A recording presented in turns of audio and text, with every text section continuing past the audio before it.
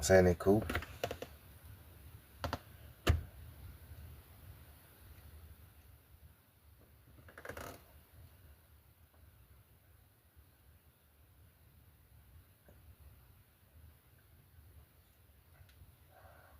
Mike TV, what's happening? Peace, peace, y'all. We talking about orphan trains this rising. Roll it if you got it. Cushion coffee in the morning. About to get deep into the orphan train.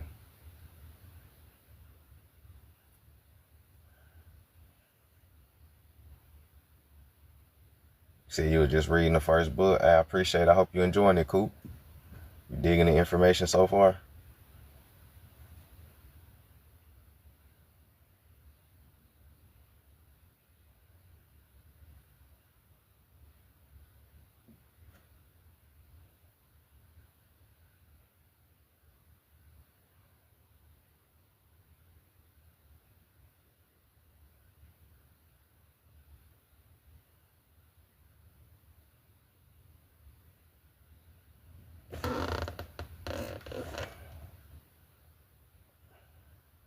Sound about true. Facts, facts.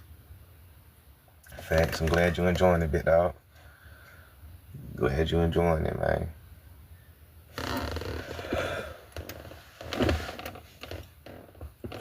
What's happening, Ty? Peace, peace.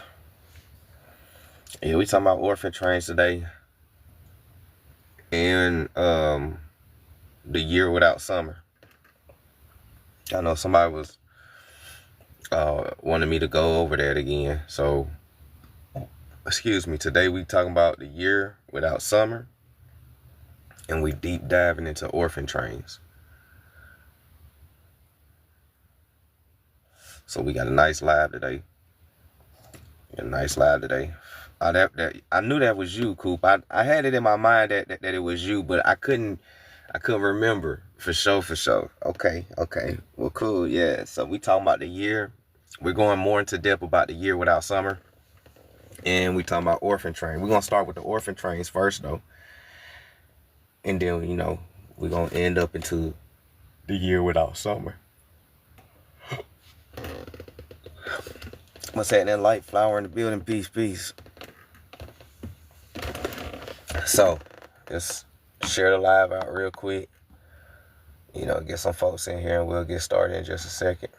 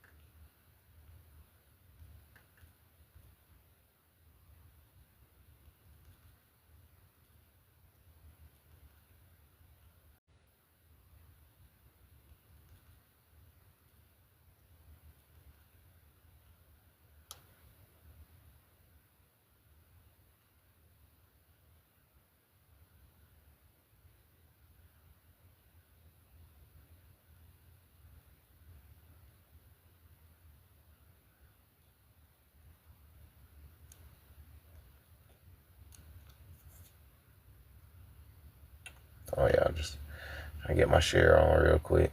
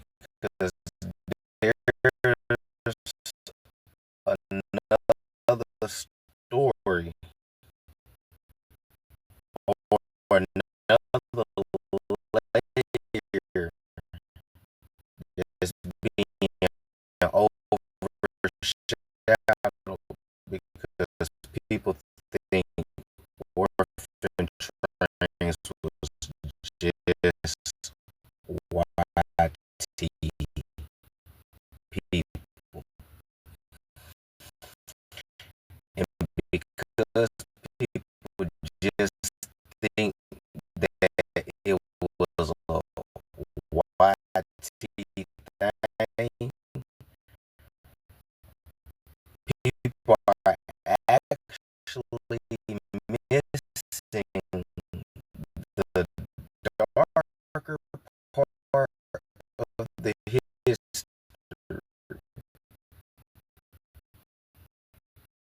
that is being overshadowed. What's that name? So that's what we're covering today. Hope y'all interested in what we're about to cover today with the orphan train.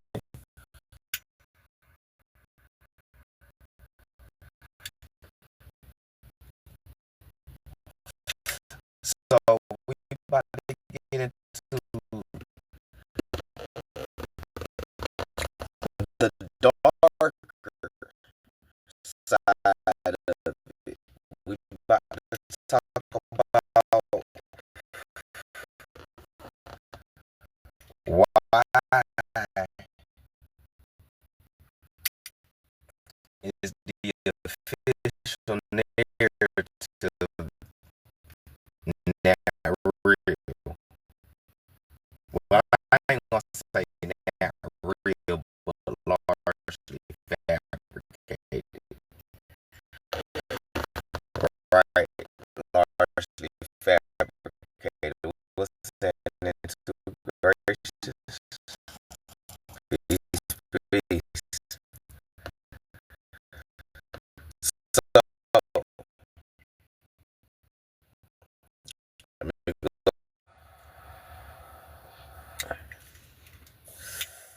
Gotta get my pre-roll together real quick, because we about to go ahead and get into some shit.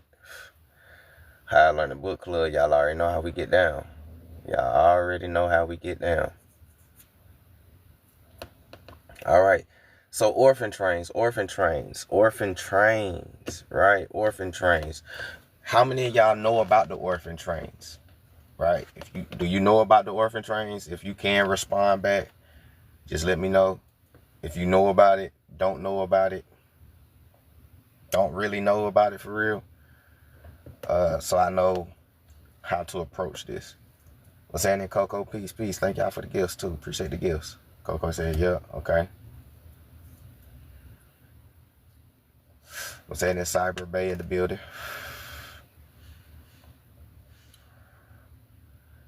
All right. Who else know about the orphan trains?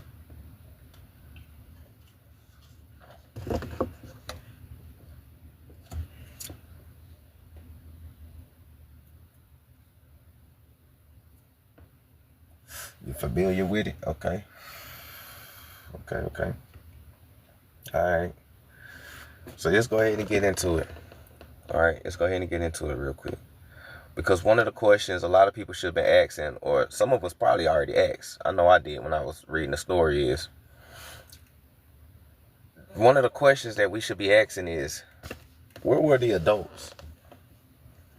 What's that in copper? That's the first question that we should ask. Where were the adults during the orphan train? And not just Cabbage Patch babies.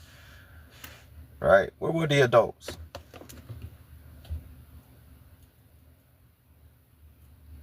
Anybody know what happened to the adults? Anybody know where the adults was?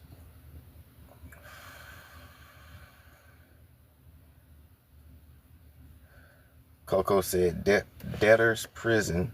So institutions. Okay. So Coco said institutions is what happened to the adults. Anybody else know what happened to the adults during the orphan train?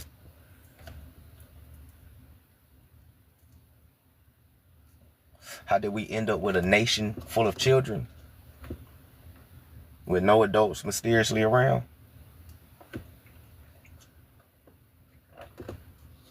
He said, so start me off. You never knew about it. I'm gonna break it down. I'm gonna break it down for you, Coop. Said WAR. Okay, okay. So institutions and wars. Okay, okay. All right. So institutions and WARs is how you steal a nation of indigenous children, right? All right. So let's go ahead and get into it though, real quick, right?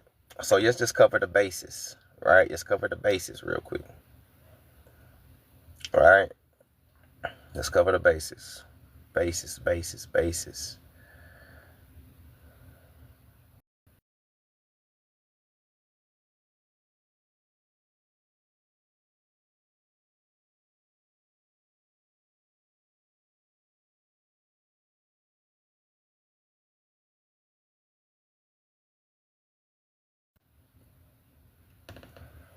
I want to start with this. So let's go ahead and dispel the mentality that you might have of thinking that Orphan Trains was all about some poor YT kids. All right, let's go ahead and dispel that myth right now. Because like I told y'all earlier in the live, the YT children mainstream narrative they give you is a cover-up story for something darker. Something that happened with the indigenous children that people don't know. But we got to start right here though first, right? So let's start with the Howard Colored Orphan Asylum. What is an asylum, y'all? Y'all let me know. What is an asylum? What is an asylum? Think logically too, because a person can seek asylum and somebody can be put in an asylum. Right. Okay. You got a mental institution. Okay. A hospital. All right. Okay. Okay. All right. A prison. Okay. All right. But here's the thing though, y'all. They putting children in here. All right. So y'all hit it on the head, right? One more thing that y'all forgot out of the, the prison, mental hospitals, and boarding schools. Boarding schools are called asylums at this time too. Remember, when we talk about boarding schools, Indian schools, these aren't schools that they, kids go for 8 hours a day and they come home to their parents. No, they living here. These are kids that's living here. So Indian boarding schools and all of these are for orphans. These were orphan children. All right. So boarding schools as well too. All right, what's happening, vegan?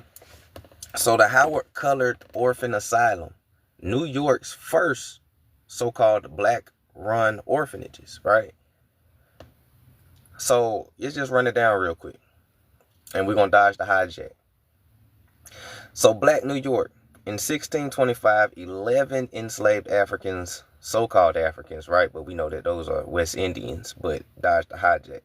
They arrived to New Amsterdam to physically clear the land from what we know as New York City. Some parts of New York City, such as Harlem, are well-known so-called black neighborhoods, but black people have lived in the impact of all parts of New York City for centuries. Let us take some time to explore the many areas of New York where so-called African Americans have lived. All right? Peace. What's happening, Rashad? What's happening, Miko? Peace. So when children are in orphan homes, they are seeking asylum. Mm-hmm. Yep, that's exactly right. They seeking asylum. All right. So when we talk about orphan trains, right, and we talk about this, hold on, we ain't there yet. I ain't gonna jump ahead, right? So we talk about orphan trains, but I'm telling you a side that they don't tell you, because when you ask the average person inside the so-called conscious community, what is the orphan trains? Or if you ask anybody of indigeneity or Indianness, right, inside of our community, what is orphan trains? They're gonna be like, oh yeah, incubator babies and cabbage patch babies and the YT folk. That's what they'll tell you. But that's the narrative they give you to cover up what was done to the indigenous children. So since you think it's just all YT people, you would never think about us, right? So we're talking about colored children in asylums and orphans. This is what they look like. This is the actual picture from that time, right? Y'all know, always keep them resources and references to back up what I'm saying. So what we doing right now is dispelling the myth from your consciousness that it was only YT people, because it wasn't. Most of everything about history is never just white and black. That's the narrative they give you to further the race narrative that they put on you, right? They have to do conquer, divide. They have to create, white and black, and they have to do all of that. But in reality, in retroactively perspective, it wasn't so-called white and black until Jim Crow. It wasn't white and black until Jim Crow. I got proof of that too, right? Got proof of that too. Because if everything was so white and black and segregated, then how come we was also inside boarding schools with each other? If it was so racist and segregated at this time, how are we inside boarding schools with these same people?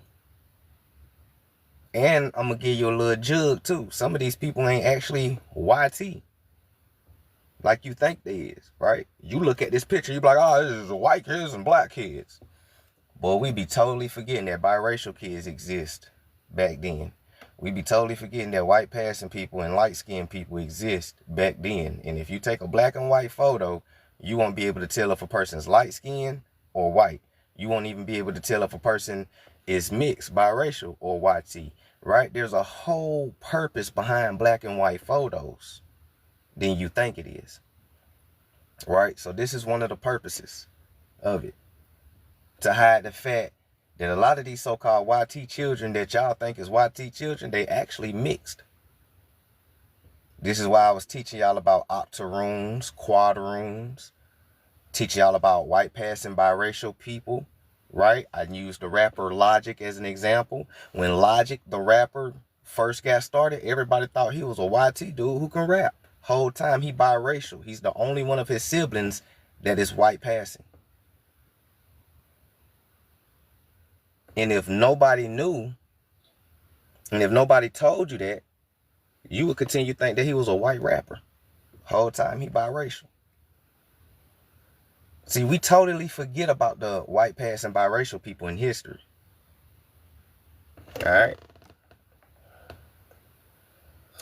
You said you got a question? I got you. I'll bring you up real quick. I don't really try to bring people up when I'm doing my lesson, but what's up? What's happening? Okay, okay. Yeah, no, Yeah, no. I just. Oh, I think I was echoing. Can you hear me? Yeah, you good. Okay, okay. First of all, hi. Just want to say hello. Don't want to be too rude, but yeah, I just showed up and I seen you actually having pictures and actually breaking things down. So, I was like, okay, I'm gonna check it out. I'm gonna give you a follow too. I mainly just wanted to like see like where you're going with it and just like I'm gonna go ahead and just let you go off and mute because I didn't really have like a very specific question. Um, I'm kind of aware of the stuff you're talking about. Like I know about like the boarding schools and stuff, Um, but I don't know like was you like going through the history like of the whole boarding school thing? No, the purpose. Well, this live have multiple purposes to it. So right now, I'm dispelling the myth that people think that orphan trains was only YT children. So, and the only reason why people think that it was only YT children and mainly that is to hide a darker history that deals with colored orphans. So now when you get into the boarding schools and all of these skeletons that they're digging up and all these, most of those are colored children or actual indigenous children, our ancestors. And if they actually test our DNA with a lot of those skeletons they find in these boarding schools and orphanages, it will match us. Right, right, right, right. No, yeah, yeah. I've I thought I was the only person that knew that realized that, man. Dang, man. Mm-mm. Nah, so a lot of YT narratives about history is just cover-ups for a darker history of what they did to us. Right. Right, right, Mhm. right, right, right. Exactly. You can't say it no more simple than that, man. You're Yeah, right. And I do know that when you start getting into this information, people who they look at everything through like just a crayon color lens, they can't understand that these are basically, as you mentioned, just colors. And but the ruling class in though at that period, right? Whether you want to call them elites, ruling class, uh, some people even say globalists, meaning they had connections throughout the globe, but those people definitely did have a cover up, and I think that's what you're saying. Yeah, a lot of this stuff is uh, a cover up, or you could even say a psychological operation because of the nature of it. It was so sinister that the only way that you could explain it is that the type of person that would do that is the type of person that is like someone that's trying to influence the minds of an entire population. right, right. And we gonna get there. We gonna get there. So I'm just, I'm gonna do my lesson, and if you still here, I'll bring you up, and I have an open panel. I normally do the open panels towards the end, so we can get through the lesson, cause TikTok be playing with me over here. You know what I'm saying? So I just try to make sure I get through the lesson first and everything. So you definitely on point though. We on the same frequency.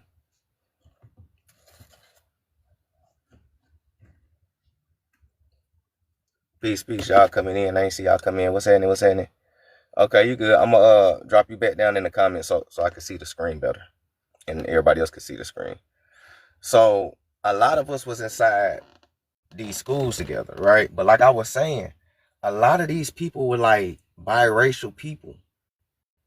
Some of these people are cousins, right? Some of these people are like real talk. I'm telling you, right? A lot of people got white passing cousins. So when we look at pictures like this, you can't just look at it and be like, "Oh, this is black and white people in school together," because that's not what it is. That's surface level colonization thinking that they want you to think. Some of these children could be cousins. Some of these children, you know what I'm saying, could be part of the same tribe, because we know a lot of tribes did adopt other children. See, this is the time where tribes did a lot of adopting. But again, what tribes are left to do the adopting? Because again, where's the adults? Right? Most of our chiefs, most of our priests, most of our chieftesses, most of our priestesses, most of our educators, most of a lot of the head of tribal nations were institutionalized. No different than what they did now. Larry Hoover, Jeff Ford, you know what I'm saying? Same game plan, different time, right? No different back then, right? So what happens is now you do a forced adoption. Now, forced adoption misplace tribal children with foreigners or foreign families. So now, because this children growing up with a foreign family, it strips that tribal child of their identity. There's more than one way to skin a cat, like they always told you, right? So we're gonna get into that too. I got a lot of stuff to read to y'all. I just want to show y'all some pictures real quick, right? So getting back into it though, right? Getting back into it. I don't want to talk too much. Just see where we at, right? Oh yeah, just some more pictures of orphans, right? Howard Orphanage Schools, right? Mm-hmm. Howard Orphanage and industrial schools, right? Industrial schools. Children learning how to bake, right? These are children. These are some of y'all ancestors, right? So why is this whole orphan train key? Why am I focusing on that today? Because, and I'm gonna read it to y'all in a minute, but how many of y'all done y'all genealogy? I just gotta see a show of hands real quick, because this what I'm about to tell y'all only works for those who have done their genealogy. How many of y'all have actually done your genealogy and build your family tree?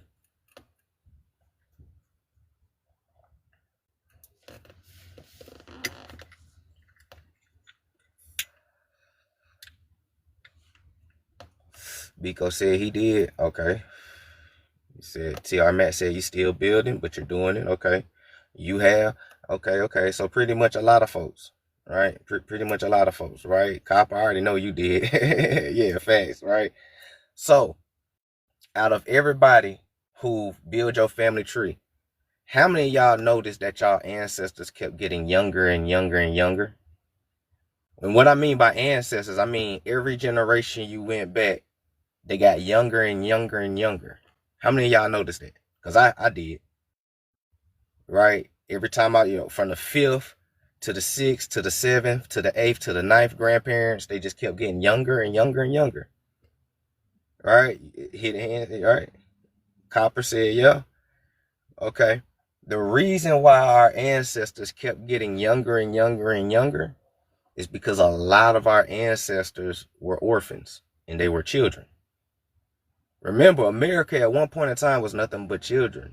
The adults was, the adults was being passed, the adults was passing away from disease, famine, making sure the kids eat before them, WARs, they being hunted down, institutionalized. It was a shit show in the 1800s. So all of the indigenous kids became orphans. Those who could be adopted by other nations and tribes to at least hold on to something, they did.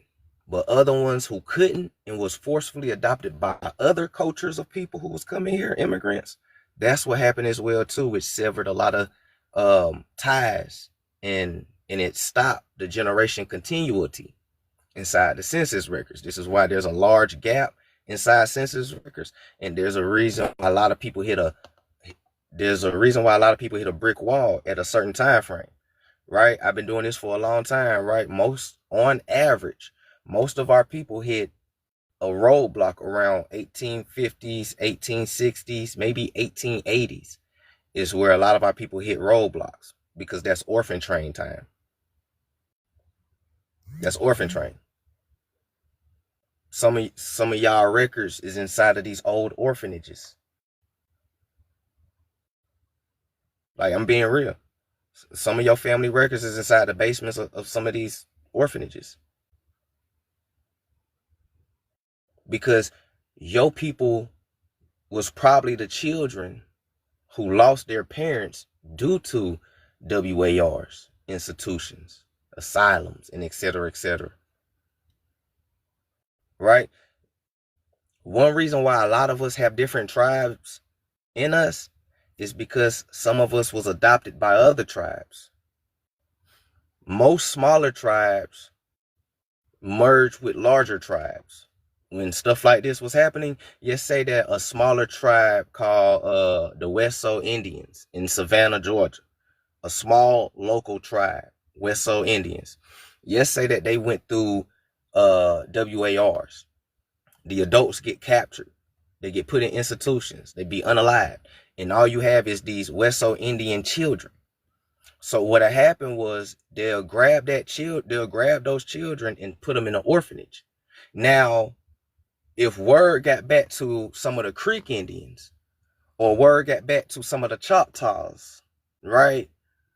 One of those tribes will go and get those children or get as many children as they can because they had a certain limit of children that you can adopt. So they will grab as many as they can to bring them back to the tribe to try to keep some type of indigeneity in them.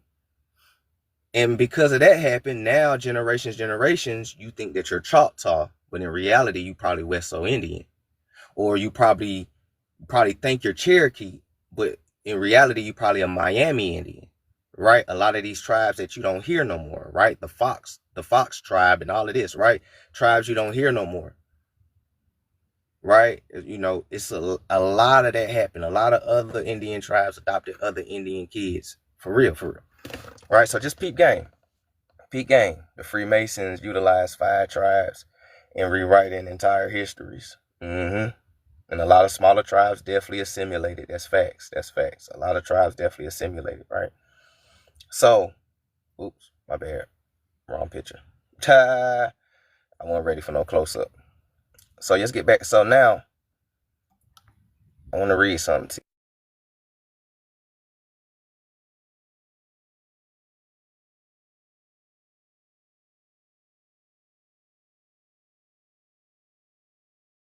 So I want to read something to y'all, right? I want to read something to y'all. Peace, peace, Quan. What's happening? What's happening? I want to read something to y'all. So the orphan train conspiracy or fabricated histories and timelines. So yes, the orphan trains were real, but the official narrative is highly suspicious.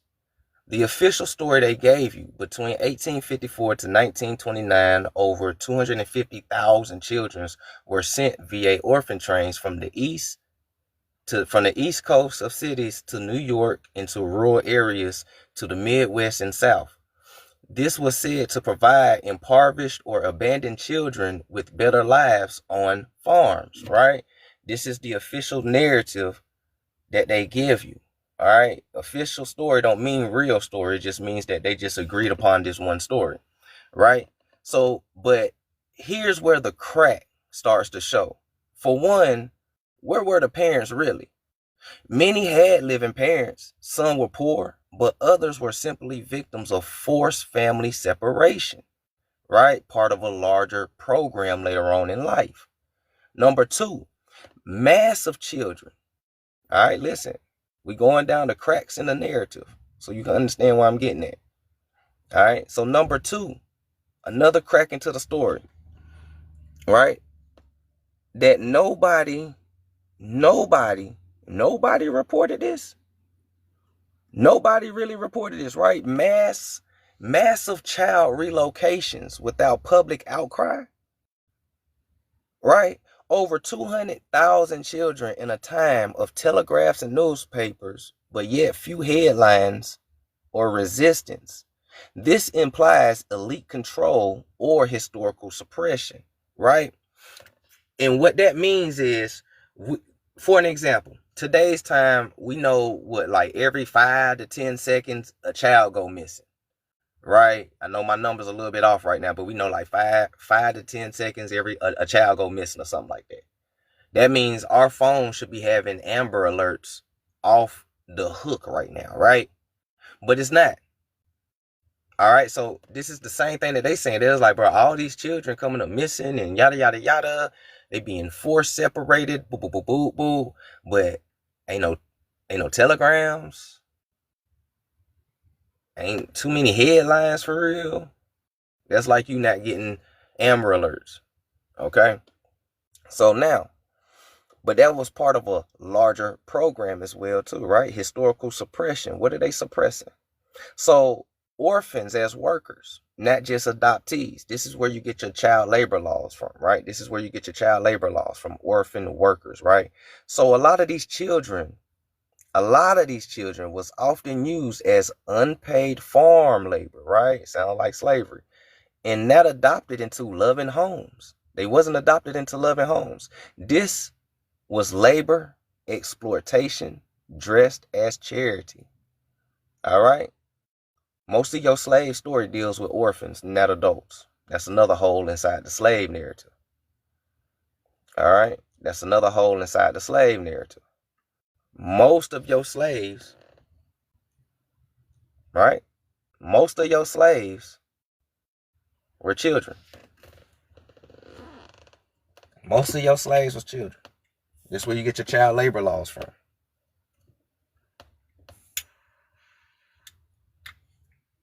What's even sadder is that some of y'all favorite orphan movies are orphan train stories. I'm going to say that again. Some of y'all favorite orphan movies is actually orphan train stories. And you know Oliver Twist. May I have some oil? You know, a lot of y'all like that, Oliver Twist. I fuck with Oliver. You know what I'm saying? Lil Annie. Tomorrow. Yeah, Orphan. All of this is orphan train shit. Matilda. Anytime they give you an orphan movie, orphan train. Real talk. Anytime they give you an orphan movie, it's orphan train in nature. All right. Always remember that. And you got a lot more orphan movies that's centered around it. What's happening, Rita? Peace, peace. Peace, peace. So, oh, and just real quick, if anybody want to check out my books, my link is in the link is in the bio of my main page. I got 2 ebooks out now: Reclaiming Your Consciousness and Aneclipses in America. Aneclipses just means unveiling. So, Unveiling in America, Part 1: The True Identity and Ancestry of Black Americans. Both books are amazing, awesome. Got positive feedbacks on those who didn't already grab their copies. If you want to grab your copies, the link is in the bio. Download straight to your phone. So, and we talk about a lot of this plus more. All right, so let's get into it. Let's get back to the story, right? So these were freed children, though. Right? These was freed children. In 1866, remember, Dodge the hijack, right? We dealing with it. All right. So in 1866, just 3 years after Emancipation Proclamation, which is a hijack in itself, but we'll talk about that later on in the week, freed black women were traveling north with their children. Where's the men? Where's the men? All right. Where's the men? Children and women traveling by themselves. Where's the men at? Again, most of us who did our genealogy, you'll notice your grandfathers start to disappear. I don't know about y'all, but mine's, once I hit 6, 7 generations or 6, 7 ancestry, my grandfather start disappearing. It's just the women and the kids now. And I was like, damn, what the fuck my granddad is at? I mean, they just disappeared and shit. And then it's a whole gap. And then they reappear when you get to like 11 and 12. The fuck going on? What happened to all these grandparents right here? Peep game, right? So, freed melanated women were traveling north with their children, many finding their way to New York City. Upon arrival, they were hit with, right? They were hit with reality that the families who would hire them for domestic work, often the only work available to them, would not allow them to keep their children. This provided a painful dilemma for these newly freed so-called African Americans, but these are American Indians, and we're going to connect that dot soon too, right? Women who had come seeking an improved life. The only reason why I say that these are American Indians because the term African American was not used in the 1800s, unless they're talking about like an actual African coming over here. But even then, he wouldn't be a so-called African American, right? We already know Jesse Jackson coined that in 1888, and they went back and plugged in that word in history books and rewrote history to plug that word in. So, but we know that in these earlier years, it wasn't calling nobody an African American. We were called colored, black, Negroes, or Indians. Mulattoes for the light-skinned people. All right, what's happening, Courtney? Peace, peace. So we already know that, right? But we're focusing on the children, though. Let's focus on the children, though. So they had no choice but to work, often caring for the children of white families who would care for the children, right? That's what they tell you. All right, that's what they tell you, right? So now, the orphanages were one of few available options at that time. However, orphanages, whether government or privately funded, refused to accept so-called black children or black orphans, often ended up in different forms of indentured servitude, not far removed from slavery. Right? They said that a lot of orphanages wouldn't take the children, which led the children to become indentured servants, not far removed from slavery, living on the streets, and sometimes even housed in jails. Children housed in jails. However, one so-called African-American woman, recently widowed, decided to take matters into her own hands. In 1866, Sarah Tillman was taking care of 20 black children in her lower Manhattan home. Henry M. Wilson, right? Henry M. Wilson, in so-called African-American or colored Presbyterian minister, worked with Miss Tillman to find a solution by starting what was then termed an orphan asylum, right? An orphan asylum. The number of children in need was growing, right? It was growing. The one orphan that did accept black children, the New York Colored Orphan Asylum, founded by the Quaker community, right? The Quaker community. Who is these Quakers? Why would a Quaker community start a colored orphan asylum? What do the Quakers have in connection with colored people? Who is these Quakers? Right? It had been, but to the ground during New York draft riot in 18 is cut off, but yet to be rebuilt. Utilizing this role as a minister, Wilson organized a group of women from various black churches in Brooklyn to start the home for freed children and others located near black Brooklyn neighborhoods, Wheatville. All right. So what he mean about rebuilding and destroyed, they set fire to this orphanage while all the kids was in there. All right. So this is what he mean by it was destroyed and they had to rebuild it, because an angry mob of freshly immigrants from Ellis Island had set the orphan on fire with all the kids in there. Tried to unalive all the kids. See, this is what I mean by that main official narrative of, the YT children, orphan trains are sad. That's a bullshit story to cover a darker history that deals with indigenous colored children. All right.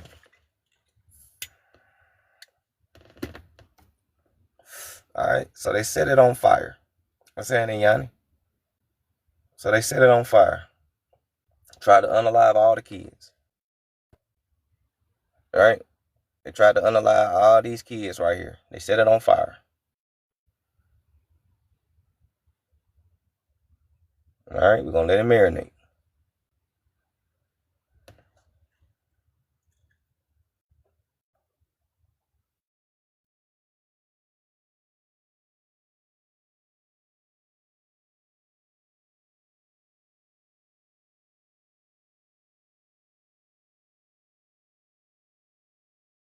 All right. So getting back to it, right? Getting back to it. So the orphan train was used as a repopulation program. All right.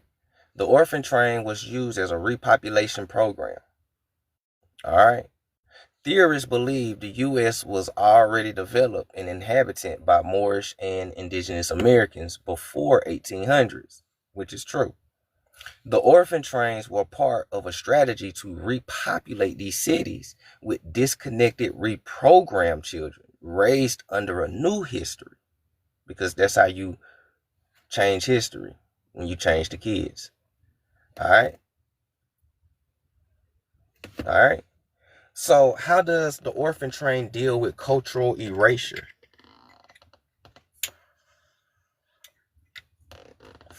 How did the orphan trains deal with cultural erasure? Because remember, it was strategic. So many of these children were indigenous by blood. Oh yeah, many of these children were indigenous by blood, reclassified under racial terms like black or colored, right? Like that colored children's asylum, whole orphanages filled with indigenous melanated kids. So many of these children were indigenous by blood, reclassified under racial terms like black or colored, erased from their tribal identities. They became the blank slate for colonial state new identity, language, religion, and patriotism, severing memories of America or the Amaru, the land of the feathered serpent. So in conclusion, they weren't just so-called helping orphans, but they was using the orphans to rewrite American history by brainwashing them. right? And if you look close at this picture, there's a melanated man on top of that train. That's NNT money. So orphan trains was used as a form as culturally erasing. Because come on, let's be for real. If a YT German person or family adopt an indigenous child,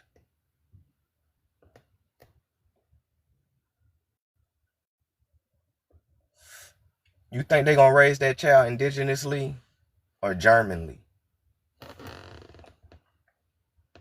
Because that's how it happened. Think about it. That's what they call forced adoption. They forced different ethnicities and tribal children to go live with foreigners, no matter if they was white or black foreigners. So if you got this child, if you adopt this child at 4, 5, 6, or even 7, 8 years old, because that's the age frame that they really wanted. They wanted children from newborns all the way up to about 12. Because they notice when you get to children that's like 15 and 18, it's hard to place them in homes because they already got their mind up. But when you get them when they're younger, in that time frame, from baby to about 11, 12, you can still indoctrinate them. So if you place these indigenous people inside of those family homes of newly immigrants that came here, whether they was Africans, YT people, or whatever, it's going to sever the ties and the identity and the knowledge of a person. Now you give them a new knowledge. Now you give them new identity, right? Because you're being raised inside this household. This becomes your mannerisms. This becomes your behavior. This becomes your new you. This family most families that adopt kids change the name or give them a new name, right? So they renamed you. They gave you a new identity, culture, right? That was one of the ultimate forms of assimilations for colored/indigenous children. Forced adoption. All the WARs was strategically done to do that. Because let's not forget, Knights Templars exist, Masons exist, Improved Order of the Red Mans exist. All of these secret societies who's not on nobody's side, they like to cause chaos because they work for the elites. They caused a lot of these WARs on purpose because they knew it was going to leave the kids wide open. And it did. So all the Jesuits came in, all the missionaries, all the Puritans, all the Quakers, priests, and all these folks from the Vaticans and the church, all these motherfuckers came in, built Indian boarding schools for orphan Indian children of lighter complexity. Right? We ain't gonna get too far at the basking, right? Others built colored children asylums because we was already reclassified by this time, right? Because of what happened in the 1830s. So, colored and Negro children are already there, right? But all of this was a bigger strategy because both sides, no matter if they was white or black, no matter if they was Catholic or Christian, Baptist or Presbyterian, they all was working for the same damn church. All roads lead to Rome. So they was working for the same people, no matter what domination of religion that they claim. A person can claim something all day long, but what do they do is what really matters. Right? So this was a whole scheme to change the whole future. And you know what it's called. What we just described is what you will call a great reset. What's happening, Jarvis? Peace, peace. What we just described, what I just broke down to you was a great reset. How do you reset? You start with the children, always.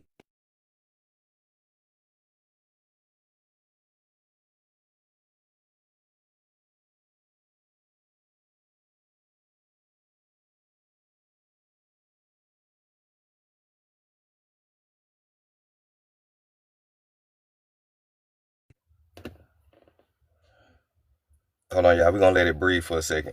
Appreciate y'all for tuning in. We're going to let it breathe for a second.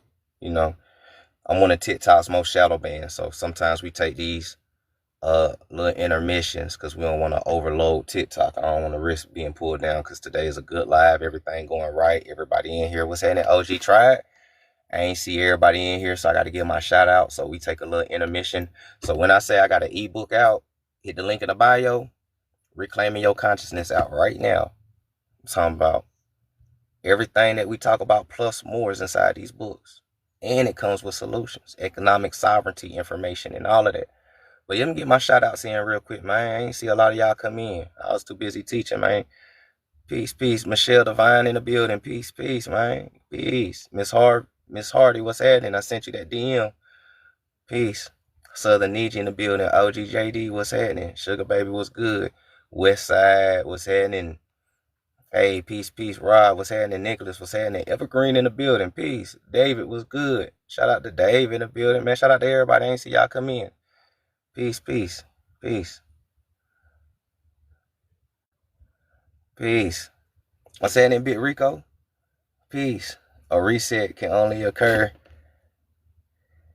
if you are connected to their power. I appreciate that. Thank you. Hey, a lot of us is connected into their power. The moment they start creating industrializations and institutions, we connected into it. But I get what you're saying, because once we remember, then it is no reset. I got you. But right now, though, a lot of our people is still living in post-reset mode. You know what I'm saying? So we gotta reach back and pull our people forward to where we at. But I definitely get what you're saying. I get what you're saying. Trust me. But what they did do was a reset. You know, it's considered one of those great resets that everybody be talking about, right? So where we at? I got it in here. I broke it down. All right, here we go. So like I explained earlier, right? You notice your ancestors start getting younger and younger when you're doing your genealogy. So many researchers, especially those of, so-called Black, Afro-Indigenous, or Negro Indian descent, have noticed a strange pattern. As they trace their genealogy, the ancestors appear to get younger, with a sudden drop in adult records, right? Just like I told y'all, my grandfathers drop off after a certain time, but grandmama and the children still there, right? They just disappeared, right? It's because all those WARs and all of that stuff that was going on, right?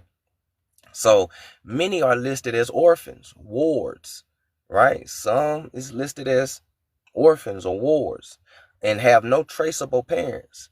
This suggests a massive break in generational continuity, right?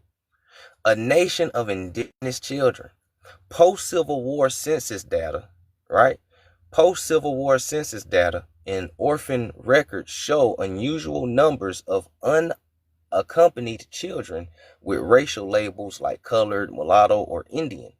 This hints at a society where adults were removed by WAR reclassifications, or they was institutionalized, and children were reset into new identities. Peace, peace. What's happening? Royal King. All right, what they said? They said this hints at a society where adults were removed by WAR reclassifications and institutionalized. So the children were reset into new identities. They were reset into new identities, which caused a cultural memory wipe.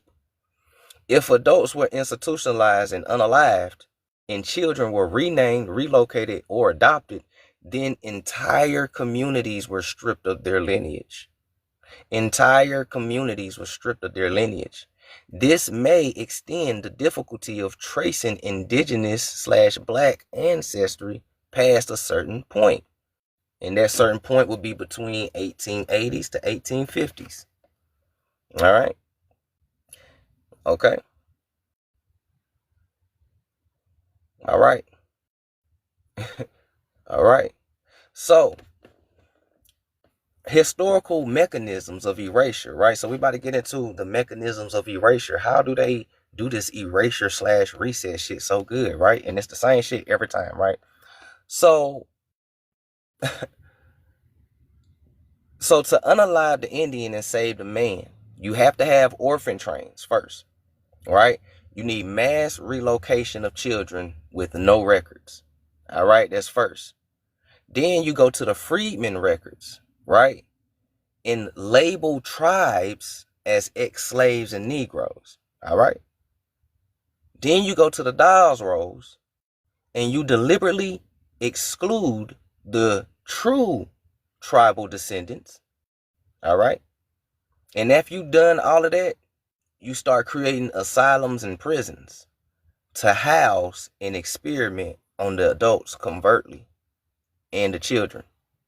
So the whole conclusion is that your genealogy is more than family research, like we've been telling people. Your genealogy is more than family research. It's a record of survival and erasure. When people be asking, what is the proof? Census records is a primary source. Don't believe me? Go Google. Everybody want to Google everything else. Go Google that shit. Census records is primary sources. So when people ask for primary sources, census records is a primary source, and they still use it today. Census records is so important today. This is how they know what to build, how to build, where to build it at, where the people at, the redlining, who's who, what's what, how many immigrants here, da da da da da da. They take excellent bookkeeping. So this is the reason why they try to keep you away from census records. This is the whole reason why they release the DNA test, releasing the DNA test.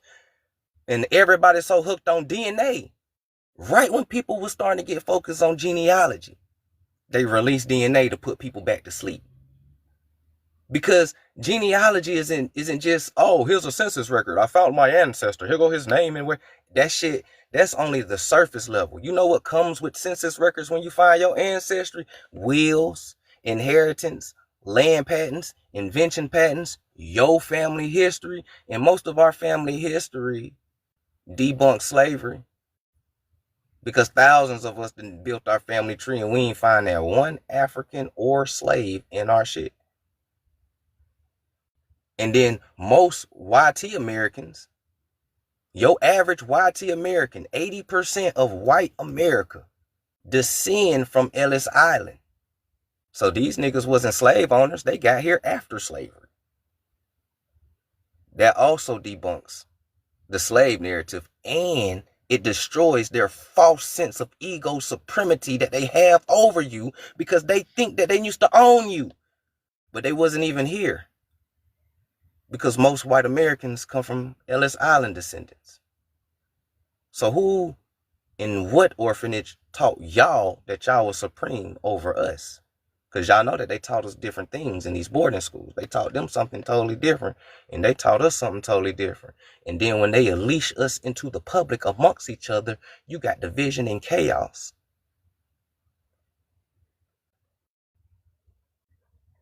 When sadly, some of these white folks is your cousins.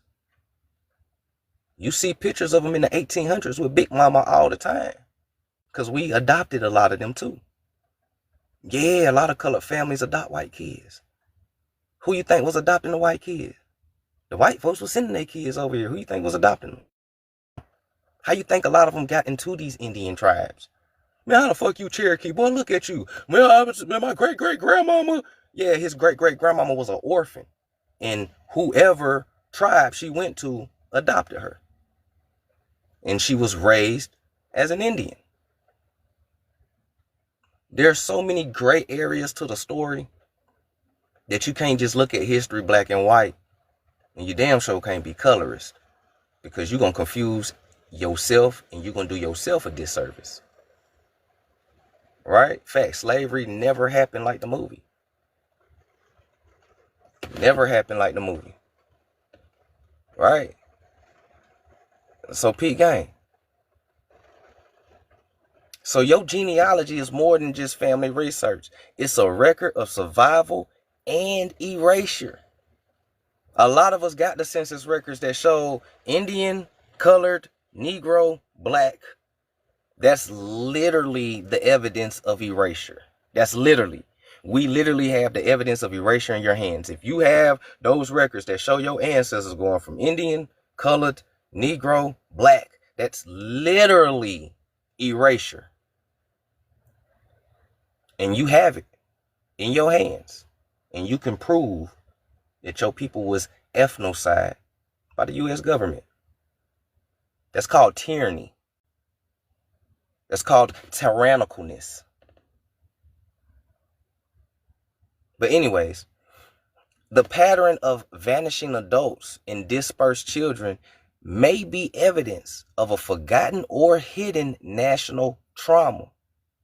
You're uncovering not just lineage, but suppressed history when you do your genealogy. All right. All right. So, your genealogy. What's saying that, Honcho? Peace, peace. All right. You do your genealogy. That's literally what you're doing.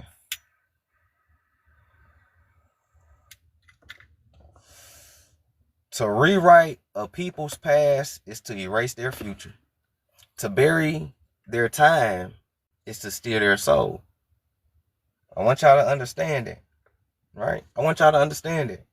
To rewrite a people's past is to erase their future. To bury their time is to steal their soul. And that's what happened with us. They rewrote our past, changed our future. Now everybody's so irate, so oppressed, and think niggas history start with slavery. You act like a slave in real life. You docile, you passive, you talk shit, but you ain't gonna bust a grape. And that's because you believe you came from an inferior group of people. The whole time, you descend from greatness, kings, queens, chiefesses, caciques, priests, priestesses, shamans. You come from astrologers, philosophies. You come from teachers, educators. You come from athletic. You come from geniuses. You come from the source, the ethers, the universe, whatever terminology make you feel comfortable, you come from that.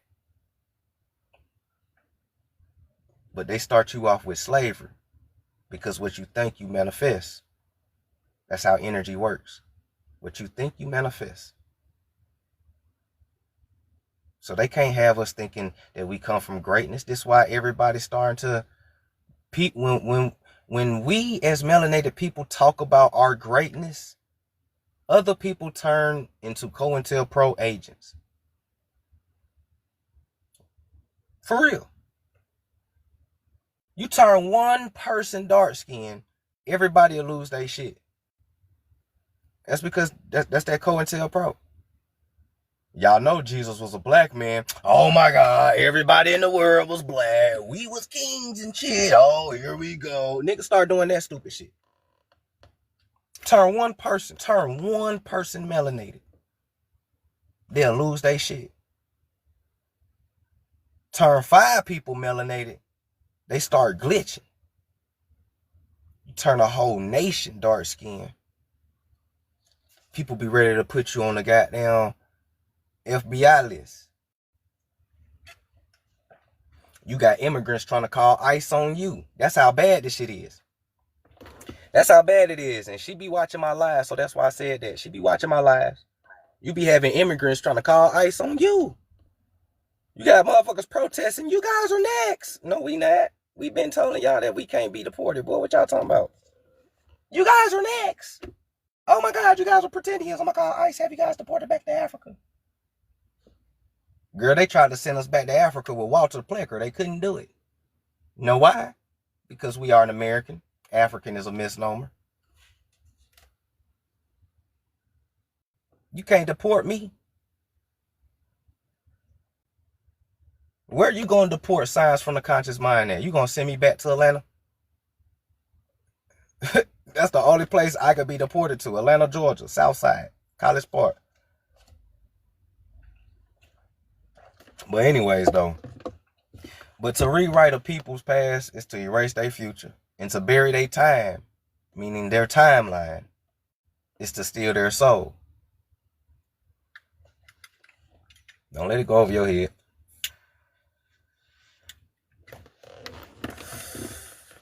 Roll it if you got it. You said they understand this? Ah, yeah, they understand this. Yeah, these immigrants ain't slow. These immigrants are taught this when they come here. Excuse me. For real. Most immigrants are taught this when they get here. The immigrants get a crash course on who the real indigenous people are. And you got to treat them like shit if you want your white card. I broke that down 2 days ago to everybody. If you want your American whiteness card, you got to treat black people or dark-skinned indigenous people like shit. Because black is a second-class citizenship title. And our people haven't realized that.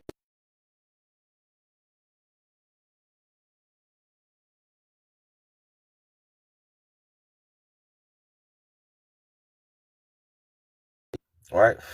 Our people don't understand this. Real shit. I'm being real. Our people don't understand this right here.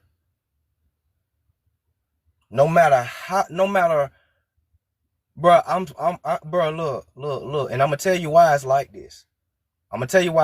But no matter how many Black's Law dictionaries you put in there, no matter how many etymologies, no matter what you put in there in their face to tell them about what black is, they not gonna read it. They not gonna research it. They gonna dismiss it. For one, they got epistemophobic because they scared of knowledge. Because that's what epistemophobic means. It means scared of new information. And a lot of our people have epistemophobic, right? That's for one. For two, because they don't read it and because they don't want to understand it, they live in this ghost-like loop of ignorance. Oh my God, why is the police doing this to us? Why is the government doing this to us? Oh my God. And then we tell them it's because you calling yourself black. They got us labeled as black. Well, what the fuck you talking about? Nigga, I am black. I'm universe. I'm the source. I'm melon. Them niggas get real galactic. But they're not focusing on legalese. You ask legally why they doing this to us and getting away. You ain't ask cosmology what we are. You ask legally, reality, and matrix wise why they do us this way. It's because we are classified as black in their system. And black in their system, not you in galactic melanin world, but in their system. Black means civil or mortus. Black is a second-class citizenship. You should know this because they whoop your ass like you a second-class citizen.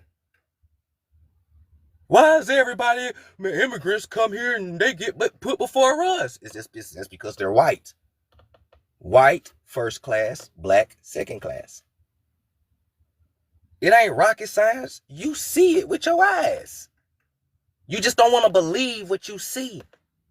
But you've been seeing it for generations. You've been seeing it the moment they start calling you black. When I hear I'm black and I'm proud, only thing I hear is I'm a second class citizen and I'm proud. Because that's what they hear. When you protest in the streets, black power, I'm black and I'm proud. You do all that shit. The elites, the lawyers, the judges, the police, and everybody else who did this to you, they hear second class citizen power. I'm a second class citizen and I'm proud. And you will continue to be treated as such. Black is not a nationality. There's no nation called black. Black is not an ethnicity because it's not biological. It's a social construct. Social constructs can't be biological.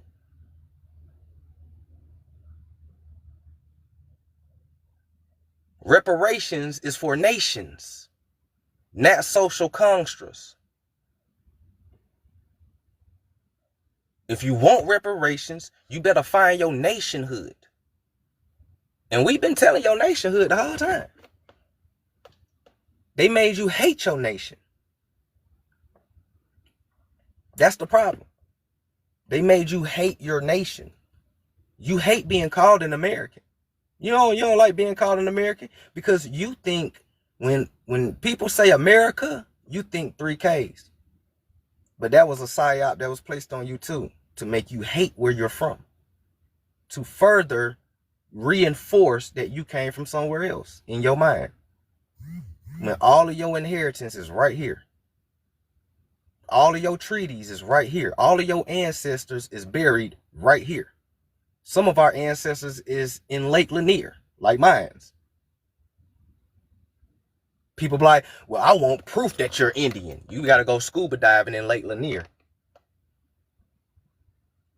That's what I tell them. Where's your evidence that your people been here? You gotta go scuba diving in Lake Lanier. I hope you make it. Cause Lake Lanier been catching bodies. So I don't know if you're gonna make it. But yeah, my people down there. And people be swimming on top of my folks. Doing cannonballs and shit on top of the graveyard. It's still old cars at the bottom of that lake. Buildings. Black businesses. All they did was just flooded it, roped it off, and told you don't cross this line. All of that is still under there. Skeletons, bodies, and people be swimming in that shit.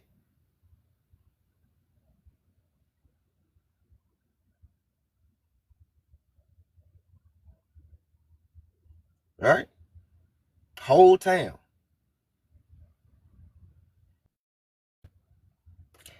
Stop calling yourself black. We are not black. We are an American. And for most of us, we are the original Americans. We built this country. Everybody know we built this country. Why are you asking natives, well, who built the mounds? Who built the pyramids? Everybody been telling you, we built this country. We built this nation. We built America. They tell you all the time, oh, so-called black people built America. Donald Trump got videos of saying it. African Americans, you built this nation, and you're just now getting the credit that you're just due. Everybody know we built this motherfucker except for us.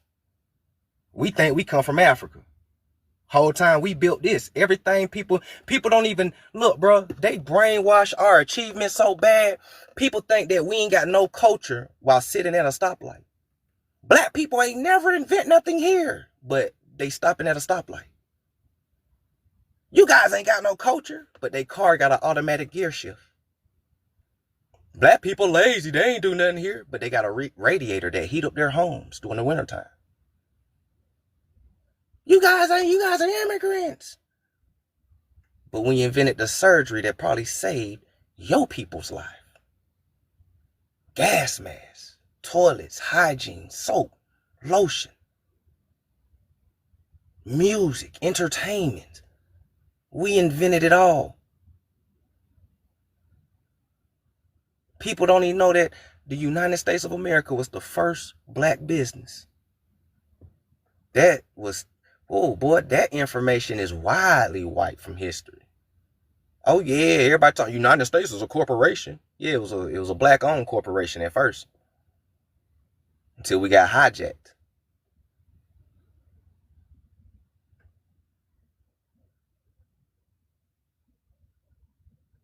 You know what I'm saying? Come on, man, stop playing. Shout out to everybody that's in here. What's happening, Utopia? Peace, peace. Cosmic Paradox in the building. Peace.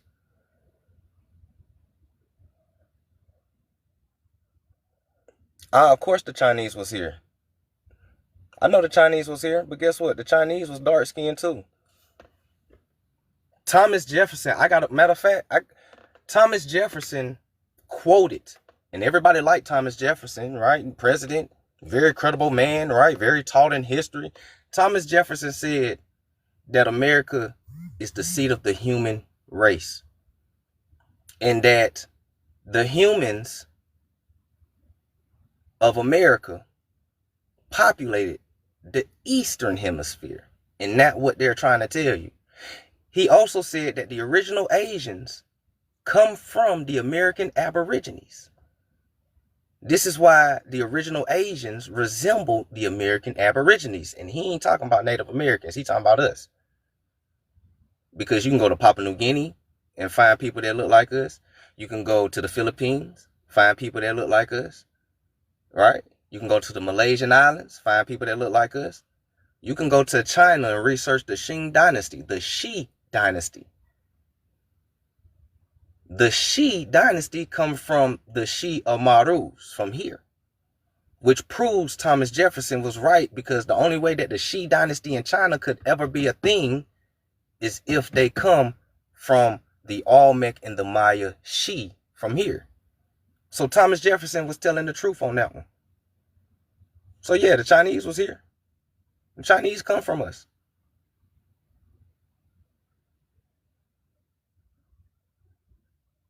The Chinese come from us. Look, P gang.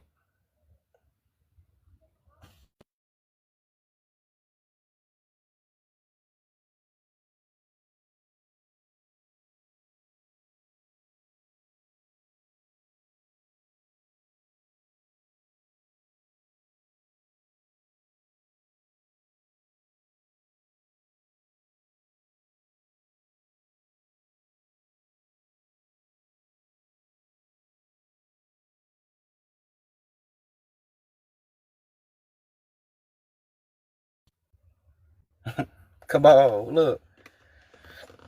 Man, look. Shout out to everybody that's in here, man. I appreciate y'all for tuning in. Thank y'all for the likes, the love, the gifts, man. Look. The sheep come from us. This is Buddha.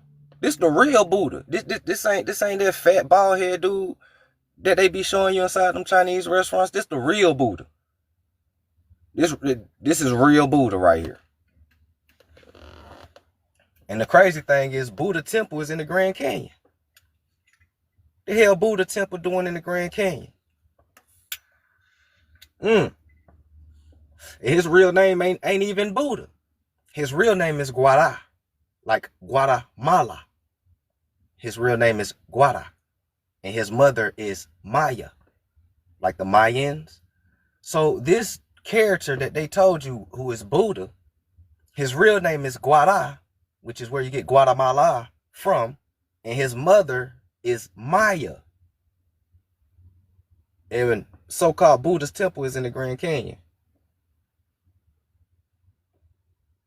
How did the Shi dynasty get to Asia?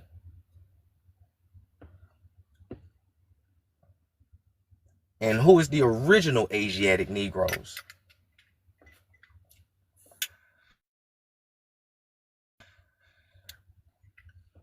Better check that Mongolian spot. Why you think we all got Mongolian spots? The Mongolian spot is literally a gene that is produced by Black Americans. And we produce that gene at the highest. The next people who produce the Mongolian spot, which is a dominant hereditary gene, is Asians. The Mongolian spots started with Black Americans. This is why we carry it the most. And for those who don't know what Mongolian spots is that green birthmark that our kids is born with. Most times it's always on the hind part. Some people have it on their face. Some people got it on the leg, stomach, you know what I'm saying? It's either green or blue, mostly, but it do come in different colors, but mostly green and blue, right? We carry it the highest. Asians carry it the second highest. Arabs carry it third. Iranians carry it fourth. The Japanese carry it the same amount as the Chinese. The Mexicans carry it at 40 to 50%. The Native Americans carry it at 20, 30%. And YT people carry it at 1 to 5%. Everybody got a little bit of American Negro in their blood. Everybody got a little bit of American Negro in their blood. Why is that? That's because a large part of American Indians was seafarers. See, this is why I tell people you got to connect the dots between, a lot of people don't like this, but I don't even care at this point. The Moors and Sephardic Jews are from America. They are the American Indians who were seafarers who took American civilization around the world and came back home 365 degrees. And they came back home. How you think the pyramids and all this and alchemy, we say it, but we don't know what we're saying. American Indians, they started the alchemy and mathematics and pyramid. Okay, cool. What's the story of the Moors? Oh, the Moors civilized Europe and they took mathematics, alchemy, and pyramid building up. Keep going. Tell me. How did they get that knowledge? That's because they come from the Yushi Mayans and they left America around 20,000, 11,000 years ago, give or take, phantom timeline, right? But they left around that time during the Great Deluge, right? The Great Floods and shit, right? Little Ice Age, right? They left. And when this group of Yushi Mayans, which translate to Children of the Sun, some of them went to North Africa, some of them went to Europe, some of them went to Ireland. This is why you got mounds in Ireland, right? You start hearing stories about the Highlanders and all of them people. Yeah, mounds, right? Put it together, huh? Yeah, Druids, Chaldeans, Sephardic Jews, right? Put it together. We go by many names, but we are the same people. America, out of one nation, birthed many nations. That's a fact, right? And it's even on the Jamaican flag right now. One nation, out of one nation comes many nations. And that's a fact. We all come back to grandmama house in the end. But the fact of the matter is, these are the same, bruh. They are from here. How you think our information circled the globe? We say it without knowing what we saying. Because it's the word more that's confusing people. This is why I like to be specific. I say Sephardics. I say Berbers, Turdegs, Mauritanians, right? Mauritanians, right? I get specific. I don't really like that word more for real. Because it's thrown inside the narrative to confuse you. Because more is just synonymous with Negro. And go back and watch The Black Knight with Martin Lawrence. That's how they use it. I tell people this all the time and they use the word synonymously with Negro because that's what it is. Now go back and watch Black Knight and listen to the context clues of how they're using it. Mind your tongue, you Moor. That don't sound like no royal shit to me. Stop talking, Moor. That don't sound like no royal shit to me. You might as well say nigga. Stop talking, nickel. Mind your tongue, nickel. It's the same shit. Same frequency, same vibration. Now go back and watch that movie and come back and holler at me. Because they use that term as the same as the word Negro. Who are you? Are you Berber? Are you Turde? You from the Amayad? Are you from the Alhambra? Are you from the kingdom of Mauritanians? Are you Berber? You Tuareg? You Zanaga? Who are you specifically? You Sephardic? Sapphire eyes? Who are you? Just like we ain't black. Who are you? You Choctaw? You Seminole? You Yamasee? You Gullah? You Geechee? You Gullah Geechee? You Miami? You Fox? You part of the Iroquois Confederates? Like, who is you specifically? Pete Gang, hey, we're going to let it breathe for a second, though, man. I appreciate y'all for tuning in.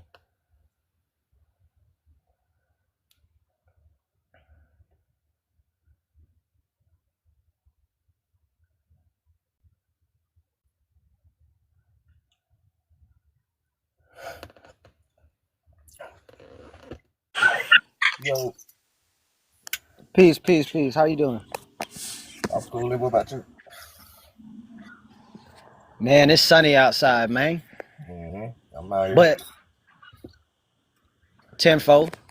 Hey, but okay, boom. I did wanna at least share my perspective, and then I'm not claiming to know everything, but I am claiming to know who I am, right? Okay. So on my let me just go straight to it. So on my father's side, right? My father was born in Jamaica, right? It's well known that there's a tribe, there's an entire, and matter of fact, there's a town there, right? A whole piece of land that is owned by the Maroons. They have their own local government, right? And that's why I come up out of. That's the roots that I come from. Okay. Okay. We do know now people want to get into, well, that's your father and this, that, and the third. the most famous maroon was a woman, right? And many people descended from her, and they still honor her, right?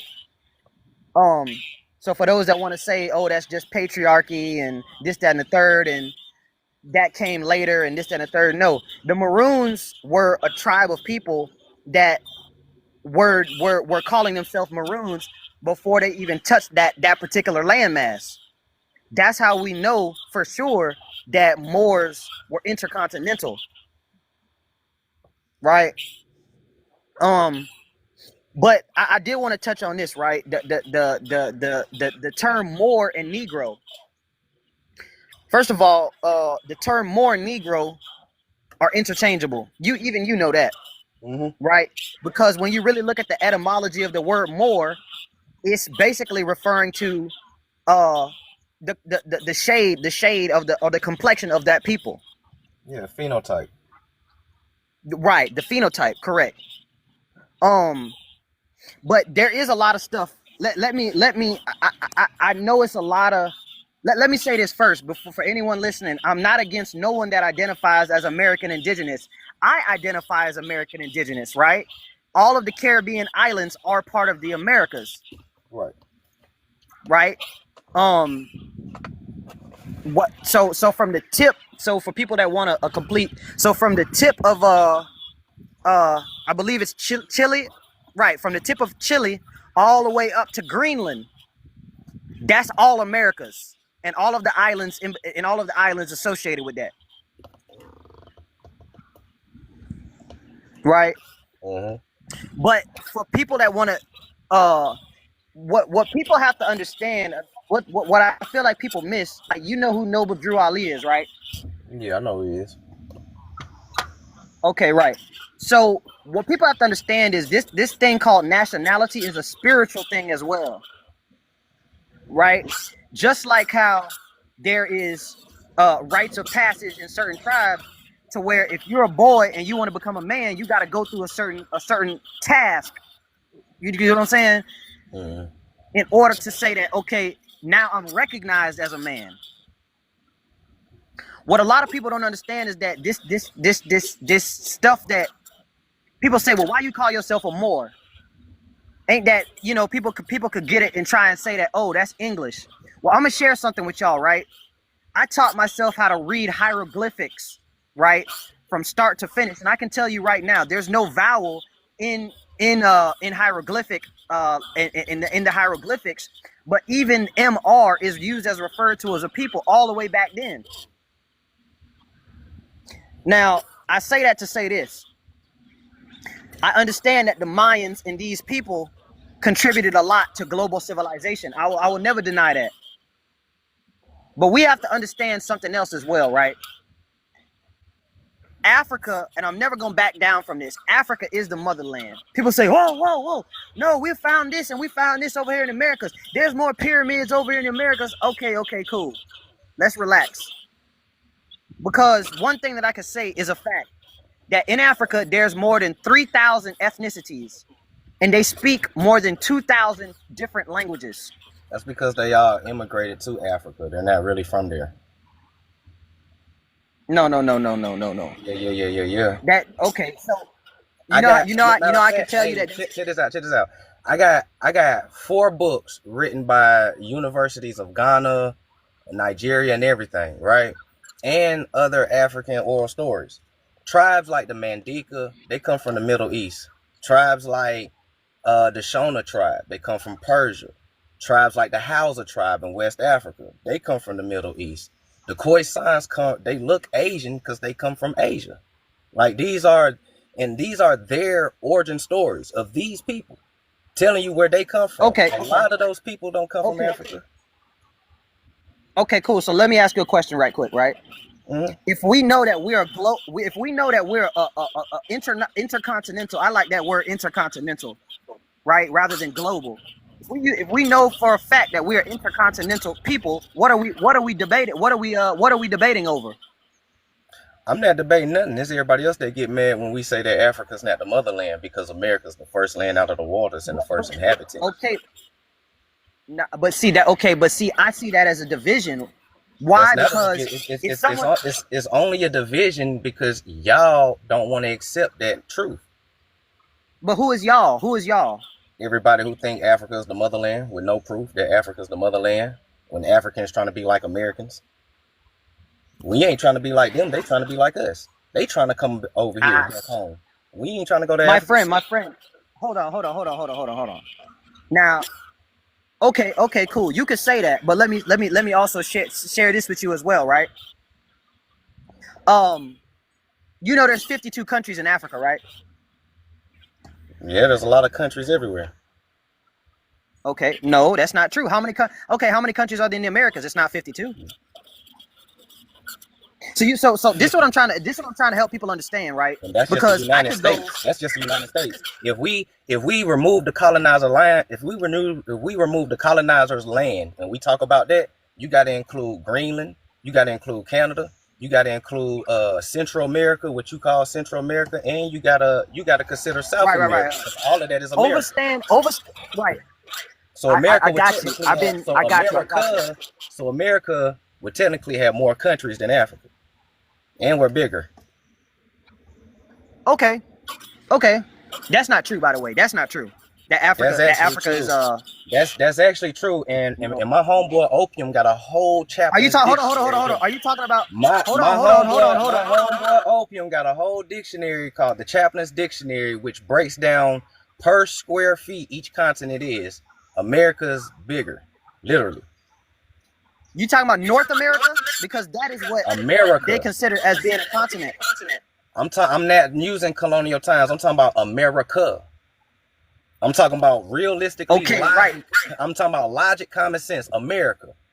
Just like how you got North Africa, South Africa, but it's Africa. Well, you got to understand. Hold on. Just like how you got North Georgia, South Georgia, but it's still Georgia. North America and South America is still America. Why would that logic? Hold on, but you gotta.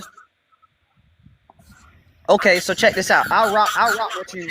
You saying that, like, for example, I can understand that too. I got a horrible echo. I don't know why the echo is like that. That's crazy. I'm lighting up your screen just by talking. Hold on. But look, I could rock with that, right? I could say that, yeah, especially if you divide each state and count it as a country, North America will have more than 52. Sure. Right? However, what people need to understand, right? This is where I'm gonna go with it, because I'm gonna show you that I understand what I'm talking about. If you have true right? Because understand this, the knowledge of our ancestors is so vast, right?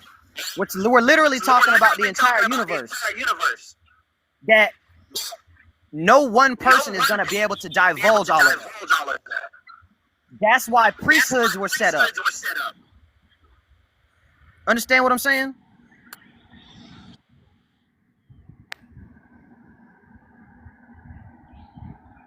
Damn, I don't know.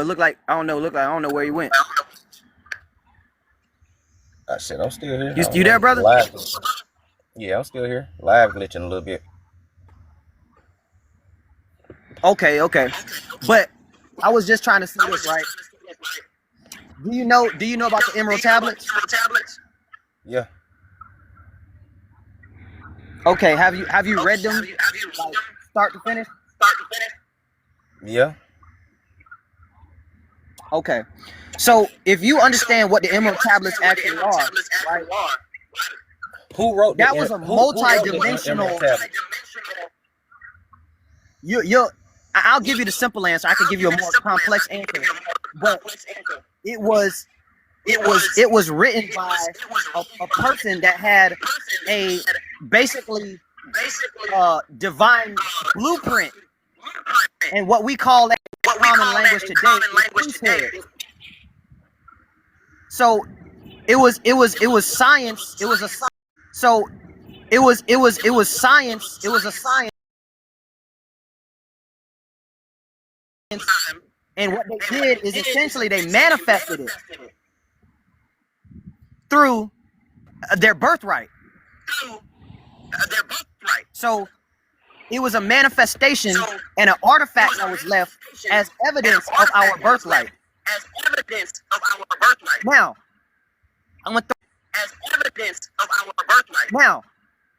I'm gonna throw one more.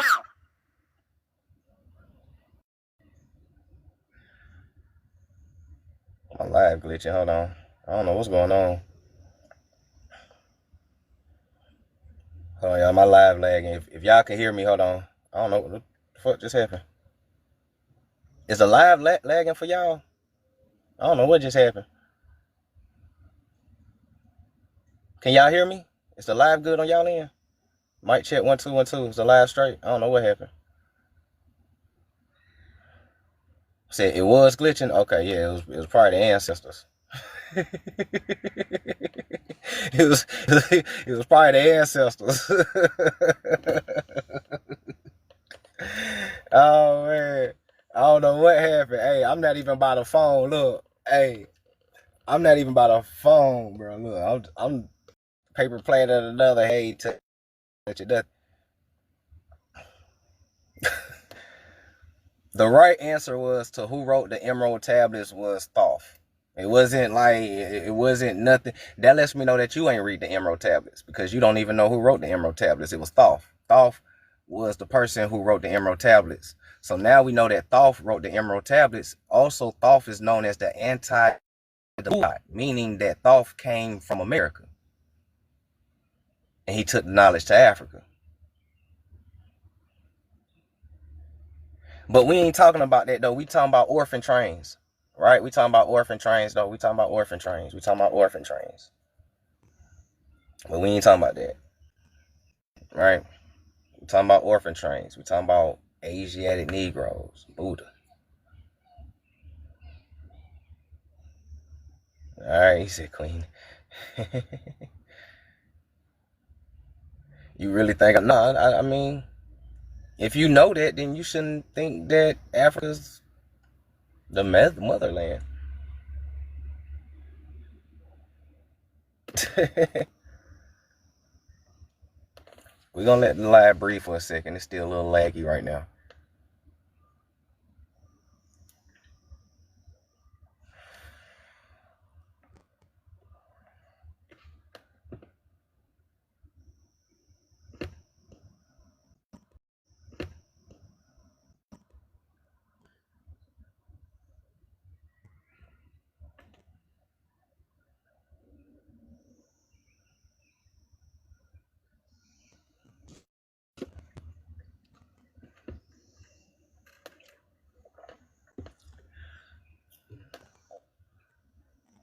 I'm ending my life. Hold on. My man done glitched my live, bro. Hold on, fam. The live was straight the whole time. Oh, man. Oh, shit. Hold on, broski.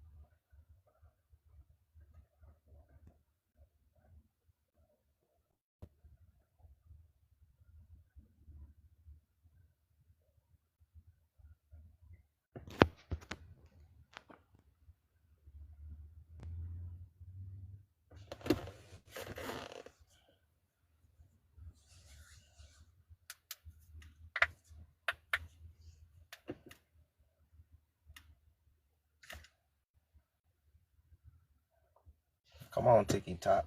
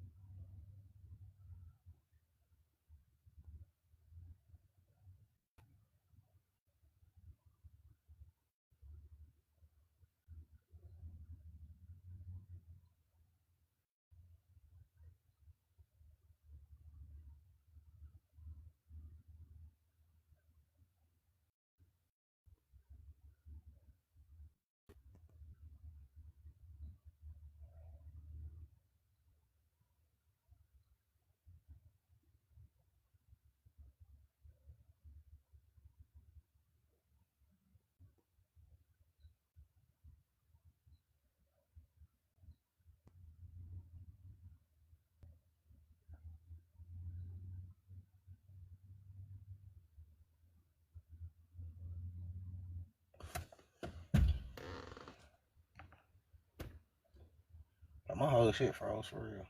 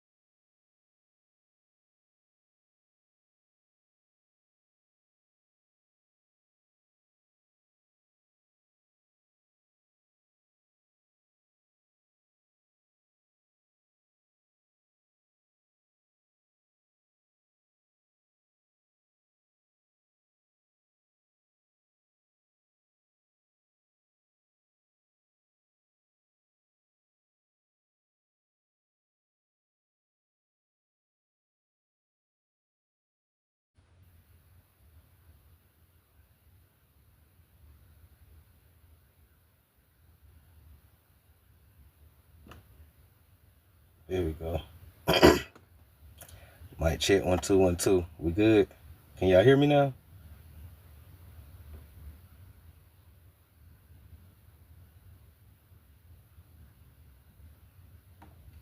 I got kicked out of my own life. Man, Carnegie, bro, I brought you up on my panel, dog, and my live start glitching, man. I don't know, fam. I don't know, bro. I invite you up. That shit ain't never happened. I don't know, bro. I invited you up on my panel. I ain't had people on my panel in a long time. My live start glitching. Bad. Oh, shit. Oh, shit. Nah, bro. Yeah, yeah, they watching. You watching. You might be them. Nah, man, look. I mean, if you believe that Africa is the motherland, big dog, then by all means, go be African. But for me, Africa's not my motherland. And just because Africa's not my motherland, that does not make me an agent. Because you only know that Africa's the motherland because that's what white people told you. You only know that because that's what white people taught you in school. That narrative was never taught before Rothschild took over the schools and Charles Darwin started creating the evolution theory and out of Africa theory. Before then, nobody ever believed that. There's plenty ethologists and ethnologists who put us in Asia. They said the seat of all the Negro race is Asia. So there's plenty of them that say that. But one thing I do know is that that so-called narrative of us being from Africa, That shit's real new, real recent. And the same people that gave you blonde hair, blue-eyed Jesus is the same people that gave you that same narrative. That's what I do know. Which lets me know that I can't believe that.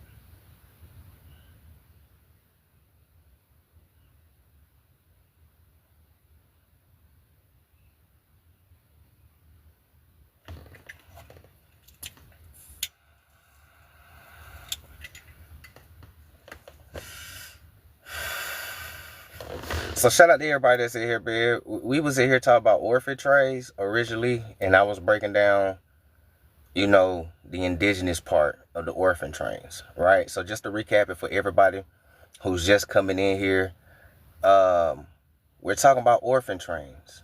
And one of the questions that arise when researching the orphan trains is, where was the adults?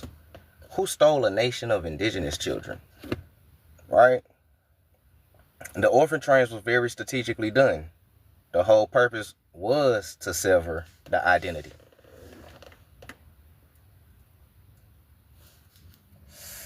The whole purpose of orphan trains was to sever the identity of the indigenous children with forced adoptions. All right. See, because the official narrative that people know about orphan trains, people think that it was just about YT children, Cabbage Patch, incubators. See, people think that. But that narrative, even though it's true, but that's not the real whole deep narrative. The deeper narrative that they're hiding underneath that narrative is the dark history of what happened to dark indigenous children, our ancestors. That's the darker truth. Right? A truth so dark that they tried to unalive the children in their sleep to further sever the indigeneity ties.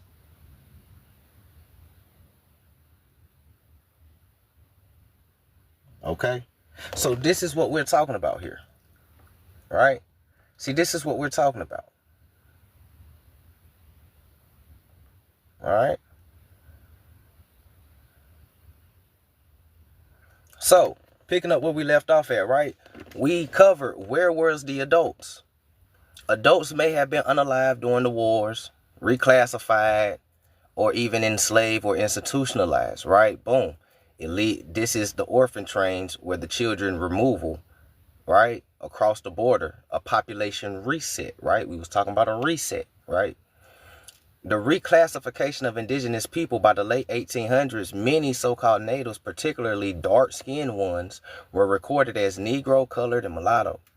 This erased tribal identities and facilitated child removal under programs like the orphan trains, which later become CPS. Okay? So in summary, right? In summary, this was genealogical erasure. Right? The orphan train may be represented as a broader campaign of cultural and genealogical erasure. All right? Genealogical erasure.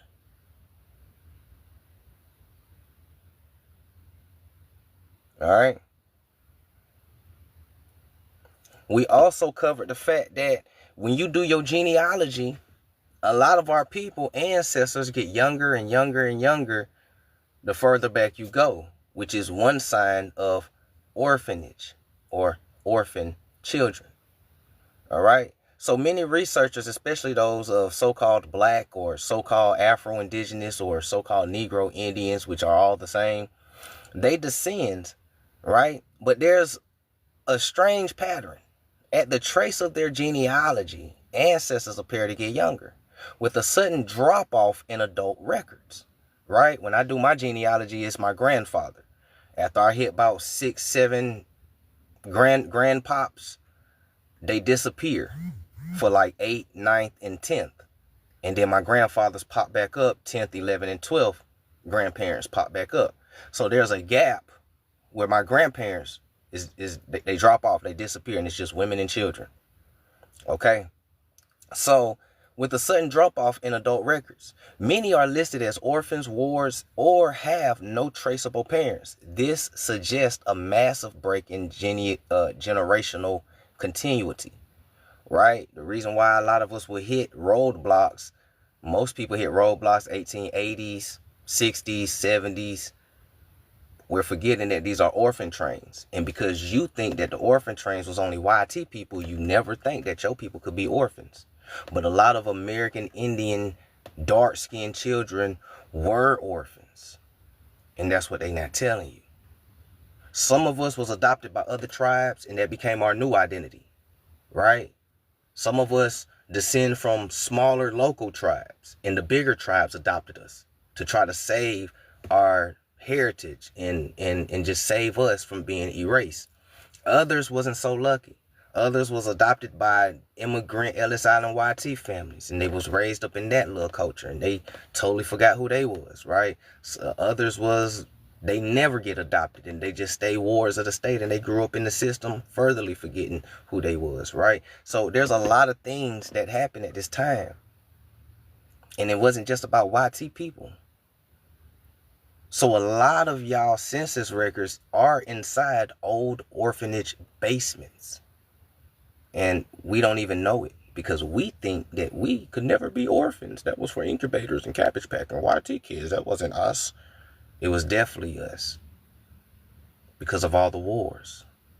All the institutionalizations that was going on. The same thing that go now. Take the man out of the household. How you take the man out of the household? Send him off the WAR.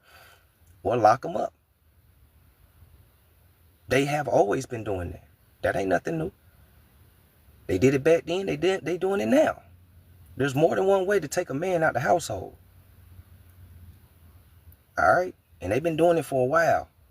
This ain't nothing new. There have always been single mothers through history because of what the government did. And it's just like now. Black men and black women don't hate each other. We are programmed by the government to not like each other. How do black men, and I'm just using black for a layman's terms right now, how do black men and black women grow up our whole life playing from playground swing slides, red light, green light, patty cake, double dutch, fucking hopscotch? How do we grow up together loving each other? So by the time we get to middle school and high school, we don't like each other. Niggas ain't shit, bitches ain't shit. You start sounding like the TV. But your whole life, we grew up together. When we get inside our natural state, we cool. You catch us in the club together, we straight. We having fun. You catch us at graduations, we proud of each other walking the stage. But for some reason, there's a program that won't allow us to bring that unity into the household. As soon as you try to bring that unconditional love into a household and build a family, something happens inside our brains that make us go the other way. So peep game, right? They did this to you. They did this to us. So a nation of indigenous children, post-civil WAR, right? Listen. A nation of indigenous children, all right? A nation of indigenous children, post-civil WAR census data and orphan records show usually numbers from unaccompanied children with racial labels like colored, mulatto, or Indian. This hints at a society where adults were removed by WAR, reclassified, or institutionalized. And children were the reset. Children were reset into their new identities. Because if you want to change the future, you got to change the past. The elders are the past that keep the knowledge going. If we take the parents out the household, the kids is left to go to asylums, boarding schools, residential schools, and we can erase who they are and reset them into new identities. Give them new names, give them a religion, cut your hair maybe, and etc., etc. You went in as Snoop Dogg, Or you went in as Tupac, Amaru. You came out as Johnson, Jones.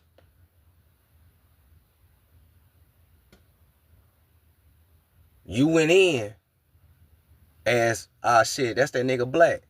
That's Red. Because y'all know that we love nicknames more than government names, right? And that's how we operate. That's just Snake. That's Sleepy them. That's Pokey. That's Yogi. That's Yaya and them. Y'all know how we do. You went from that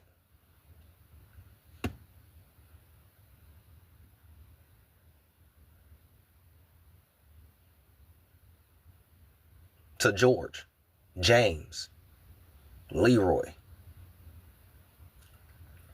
All right? So the children was reset into their new identities. It was a cultural memory wipe. If adults were institutionalized and unalived, the children were renamed, relocated, and or forced adopted into entire communities, right? If the adults were institutionalized and unalived, then the children were renamed, relocated, and adopted. Then there's entire communities, entire nations, entire tribes who were stripped of their lineage. This may explain the difficulty of tracing indigenous ancestry past a certain point. All right, y'all good? Y'all straight? So the mechanisms of erasure is where we got stopped at, right? The mechanisms of erasure is where we got stopped at, right? So what are the mechanisms of erasure historically, right? Indian boarding schools to unalive the Indian, save the man, that's ethnocide. Orphan trains, right? Mass relocation of children with no records. Freedmen records label tribes as ex-slaves falsely.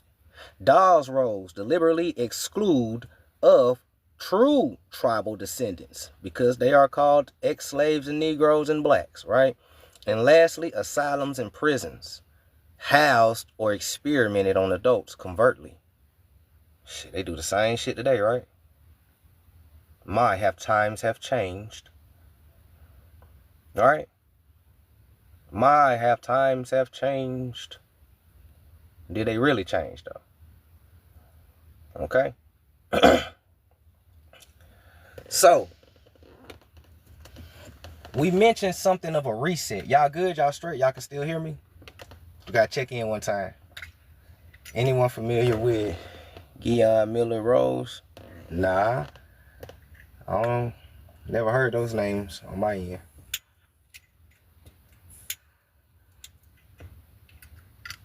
Alright. So now we mentioned a reset.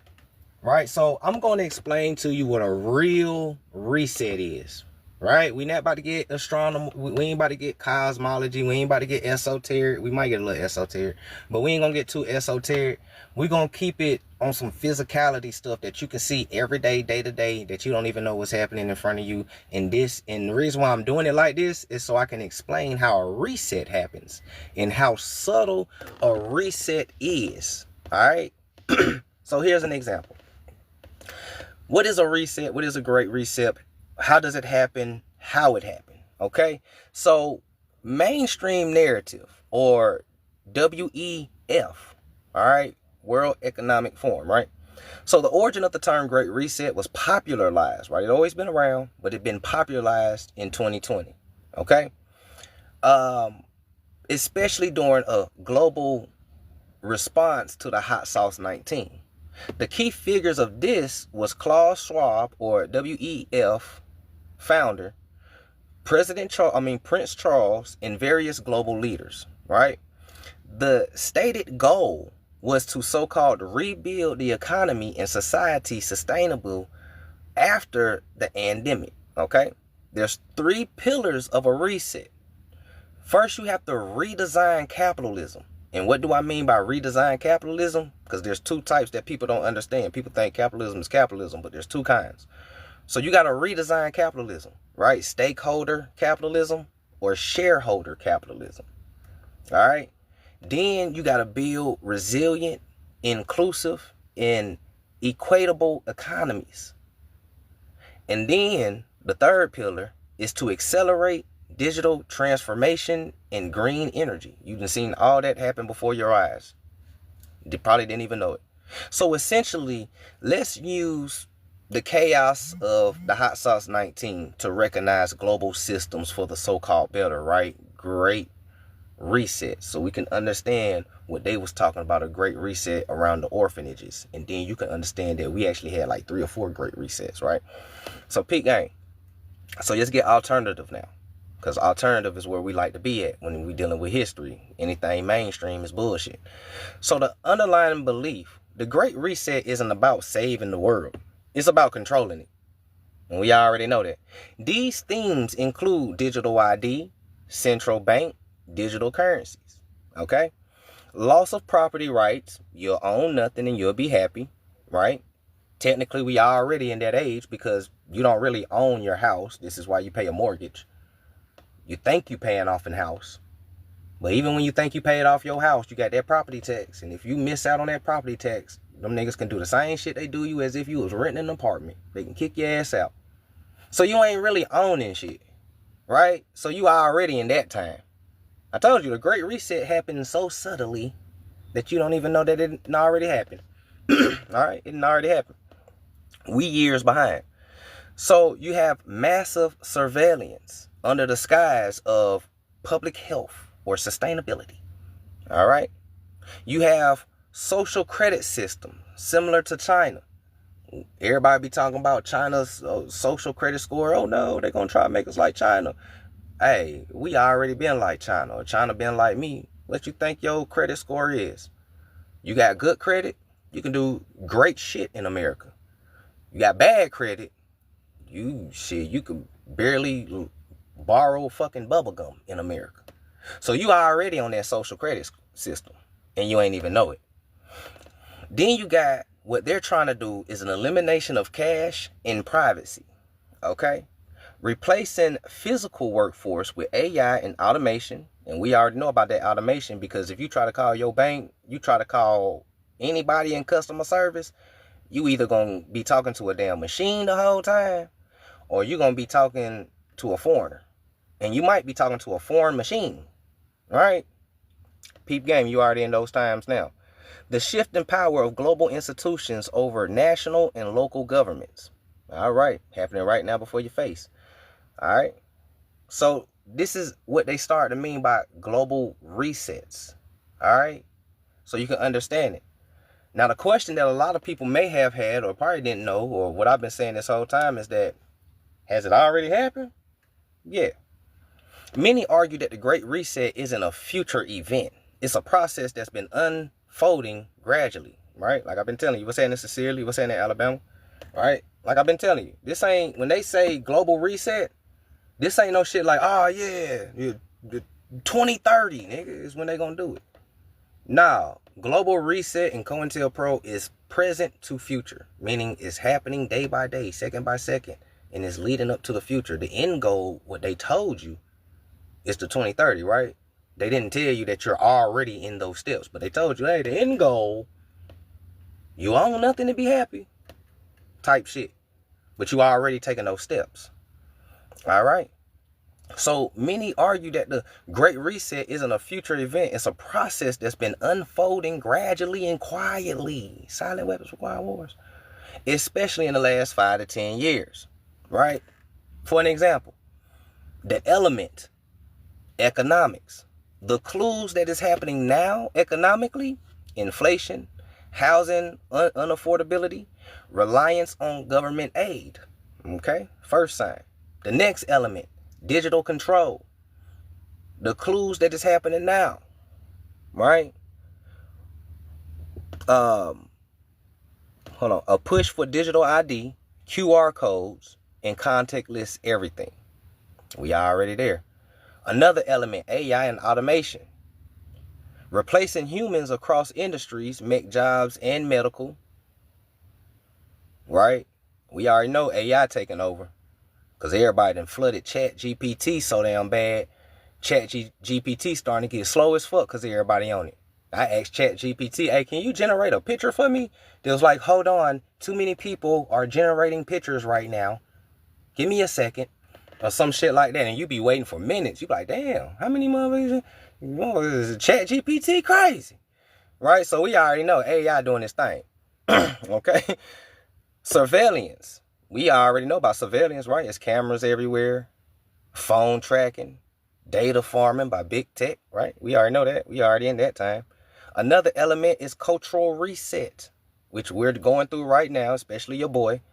The clues that a cultural reset is happening is censorship. Censorship. Y'all already know, hey, Science for the Conscious Mind, one of TikTok's most shadow bans and censors. You feel me? Cultural reset, censorship, cancel culture, right? Shift the values and language. And the last element to a cultural reset is biopolitical, right? Things like hot sauce 19 lockdowns, right? Or jab passports, right? Or global medical mandates. Some thinkers believe the reset started long before 2020, possibly as early as 2008. Obama, with the financial crisis. Obama, or even after 9/11 with a slow boil. George Bush, Obama related. Come on, man. You had one starting with George Bush. Later on, his cousin get in office in 2008. And then you got the financial crash. Come on, bro. His cousin doing the same shit he doing. It's a family business. That's why it don't make no sense in voting. You voting for cousins. That's the funniest thing that I look at now. When it's voting time and people be arguing. Nah, Trump this, Biden this. Nah, Bush, Obama. Everybody be arguing. Y'all niggas is voting and arguing about cousins who's playing an inside joke on you because you ain't part of the family. You don't sit at the table with these niggas. You don't even know how many times these niggas be kicking it during Christmas time, swapping gifts. Obama be coming over George Bush house. George Bush probably go to Donald Trump house. They both go to the Queen of England castle and be swapping gifts. Talking about, yeah, you remember that time that great-great-grandmama? Oh, yeah, I remember that, boy. She was a fool. You go into their house, you see everybody in that motherfucker, Kim Jong-un. You see all these niggas, and you be like, damn, are you niggas related? Oh, y'all ain't know? Oh, I forgot. We told people white and black. Yeah, I forgot. We told y'all that white and black shit. Yeah, so y'all can't fathom all of us being cousins. I'm just being real.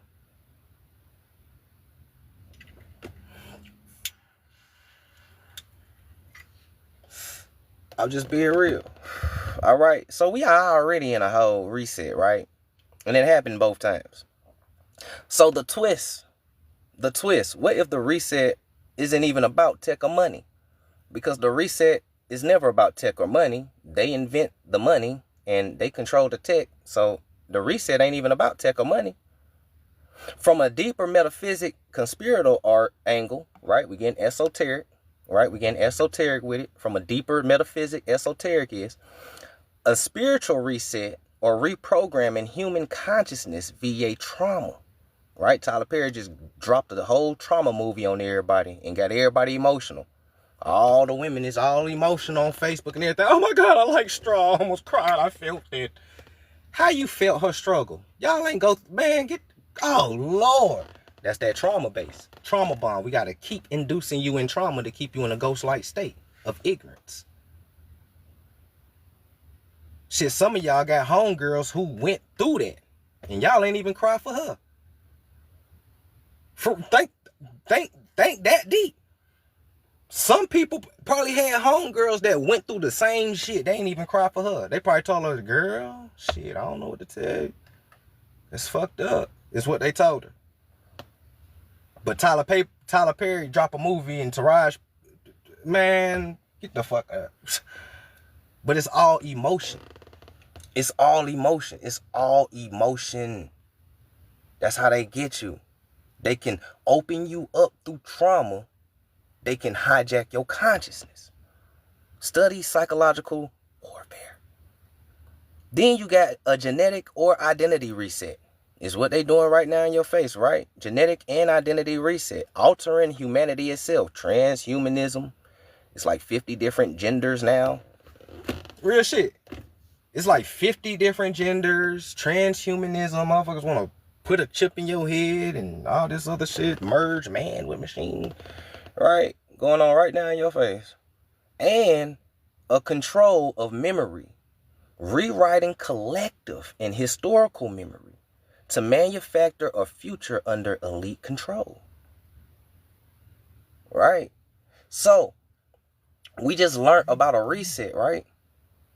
We just learned about the reset, right? This is the basis of a reset. Now, when you take it back to the orphan trains, and now you know about what a reset is and what they, quote unquote, they, and how they establish it.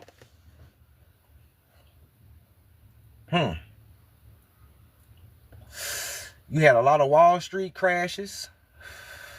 You had a lot of Great Depressions. Right? You had the Spanish flu. Right? This the same game plan, just a new generation. They do the same game plan on each generation. And it's all about wiping your consciousness, wiping the collective memory, which is tied to your ancestral knowledge, and spiritually and soulfully hijacking you so they can control you like an avatar. Welcome to the Matrix. Welcome to the Matrix.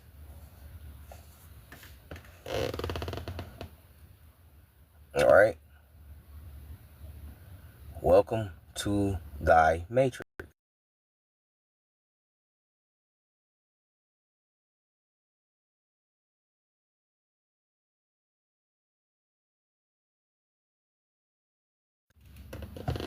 All right.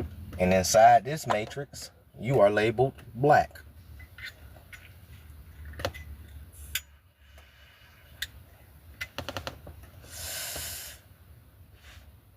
You said, how do we get out the matrix? Stop playing that game. Cut the game off. Stop playing it. This matrix only run because we manifest everything that they do. They plant the seed in us, the children of the manifestors, the creators, and we create it because of what we think, we do, we build, right? They have us thinking low vibrational. We would do low vibrational. We will manifest low vibrational. If we think high vibrational, we will manifest and create high vibrations. Like when we was at our peak of inventing all these inventions and pushing humanity and civilization forward and all this other stuff, we was at our highest vibrations and we manifested into reality. Now they took that same creative spirit, because we come from the creator and we are made in its likeness and image, right? So they took that creative spirit that we have, reverse engineered it for destruction. So now all we do is manifest destruction. So now, quote unquote, black culture is DEATH culture. That's exactly what it is. That's exactly what black culture is. DEATH culture. Because it ain't indigenous. Nothing about black culture is indigenous.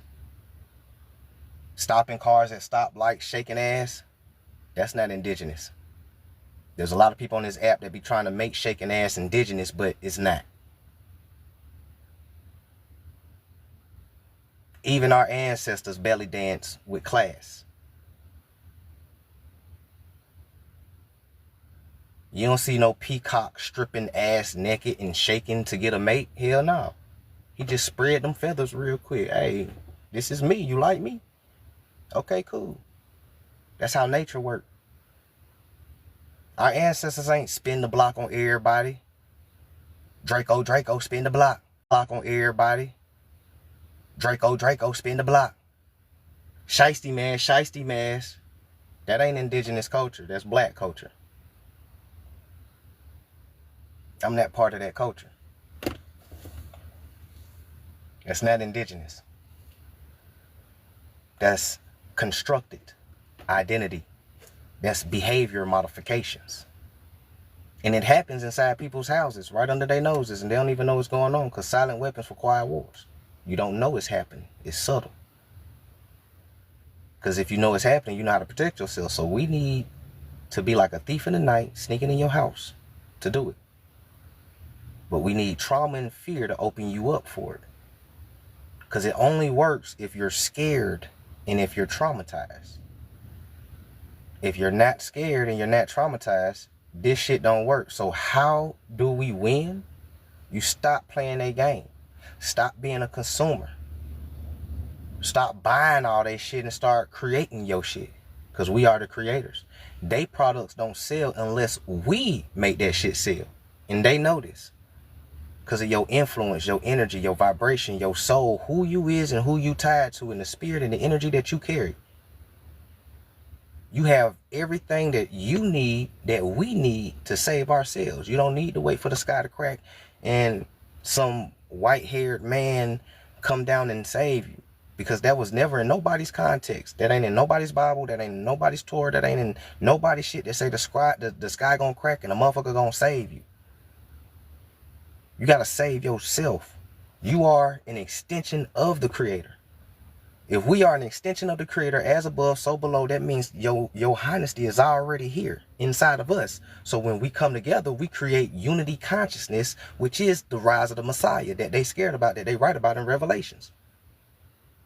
You got to understand that they talking about you in Revelation since they demonize you. You are the beast that rises. You are the anti-Christianity. The moment you stop being a Christian, you became an antichrist. You became a pagan again. Understand the side that you play on their story. And that's what they scared of. They scared. If our ancestors had the knowledge to manipulate the ethers and vibrations and frequencies and use that to build the pyramids and all of this type of shit, and these people are scared of our hoodoo and our voodoo and Santeria, how do you think we was when they first encountered us? These folks seen some shit and scared the fuck out of them. This the whole reason why you erase the memory. How do you control God? You make him forget that he's God. How do you mock God? You mock the children. You mock God by changing the image, changing the identity. So you got to do the same with the children of God. You got to change their identity because their identity is linked to the higher power. That's how you mock God. That's how you control God. You make them forget that they God. We used to kick it. We used to kick it with the animals so tough. We ain't never used to be scared of no flies. Man, we so low in vibration, bro. We scared of shit smaller than us. We scared of rats, roaches. We scared of ants, bees, wasps. We scared of shit smaller than us. And they only attracted to us because of our aura. When you vibrating cool, the bees ain't gonna sting you. When you brave and you vibrating high, the dog ain't gonna bite you. It's because you scared shit attack. Now it see you at prey. So it's gonna attack you. You show dominance because you got dominion over this realm. Like the Most High told you, you control the winds, the trees, the oceans, the animals and shit like that. What you think hoodoo and voodoo and Santeria was? We tapped into the vibrations. We control the dominions and we control these demons that entered our realm. But these demons made you scared and forgot that you got that power. You got in this show every day. Even the demon gotta pretend to be you. Motherfuckers hate you, demonize you, but still walk like you, talk like you, dress like you, act like you, mannerisms like you. They can't help but to imitate you.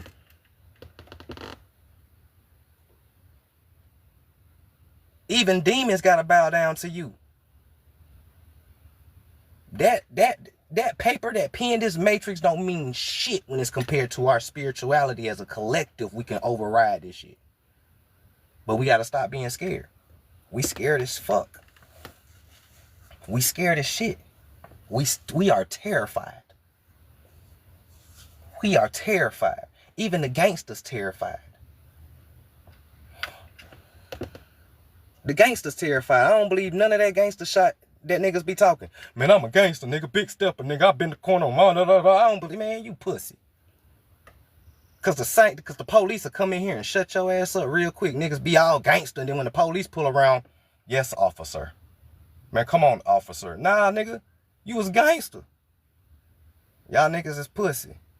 Real gangsters protect the community and was ready to die for their people, just like how the gangs was created for. Those OGs was real OGs. Shout out to the original Vice Lords. The original growth and development. The real P Stones. Shout out to the real and the first OGs who knew what the mission was. Because these young niggas don't know shit. And their ignorance is what's leading them into a prison and a grave. Because they don't want to learn shit. Either you learn fast or you die young, nigga. That's a fact. And if you ain't ready to sacrifice for your people, then you ain't really gangster. Cause the most gangster shit that you could be is a nigga with a book. They scared of niggas with knowledge. They ain't scared of niggas with pum-pums. They know what they gonna do with you when they catch you. They either gonna unalive you most of the time or they gonna lock you up. They know what they gonna do to you. But when it comes to a nigga with knowledge of self and knowledge of matrix and quantum physics and all this shit, can't lock me up in jail for being aware, nigga. So you gotta move to a whole different tactic. What's that, Nick K. Real? Peace, peace, mother nurture. All right? How can we win this matrix? Stop playing it. Stop playing it. We generate 2.3 trillion a year. You the breadwinner. You make more than Spain. Africa's the motherland. You make more than Africa. Most countries in Africa be in the millions. Billions even. We are in the trillions.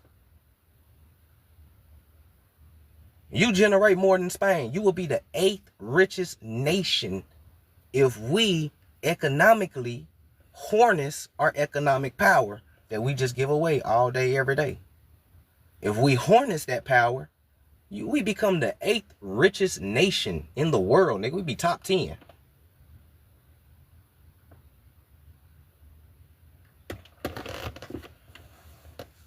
But since people believe they came from slaves,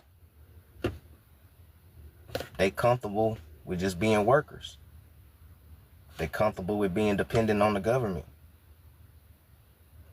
They comfortable with risking their life going off to WAR fighting for a corporation that don't even know them. And us as adults so ignorantly send our kids off to be sacrificed.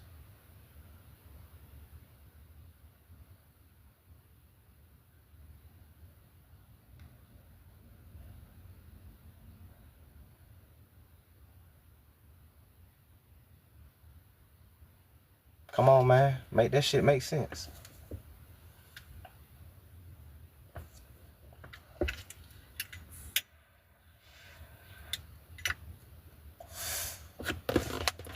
Make that shit make sense. I stopped playing, this shit got worse. Nobody stopped playing but me. You gotta find your people. You gotta find your people. It's a lot of people out here who ain't playing the game. You gotta find your people. Enlighten and teach those who want to learn. You got to be a leader. You got to form your own. You know what I'm saying?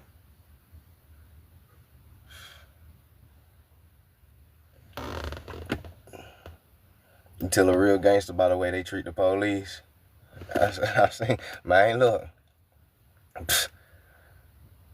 Pete gang. Shout out to everybody that's in here, man.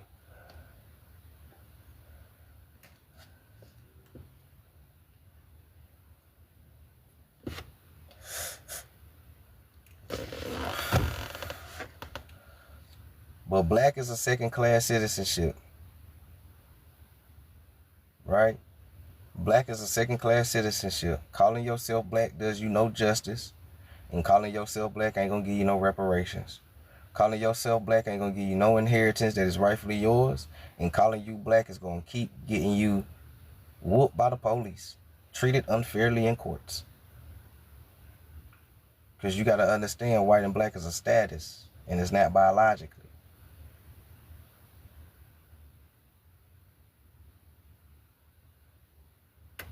Which actually tells you that you're indigenous to this land Because only indigenous people around the world get treated like second-class citizens on their own land. For real, do the research.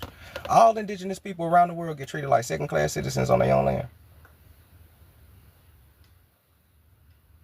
While white passing people, if not white people, get ahead of them. That happens to every indigenous person around the world. That's another reason how you know you're indigenous too. That, and besides, you can't get deported.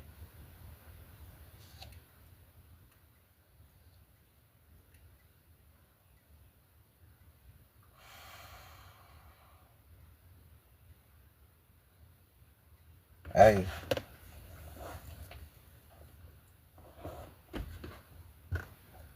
stop calling yourself that. Stop identifying with that.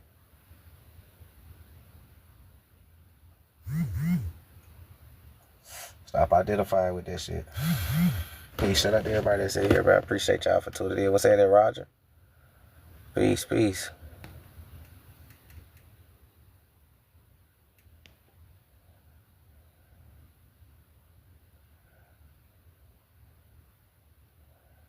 So anybody got any questions before we move on or anything? Y'all good? Y'all straight? What's happening, C3?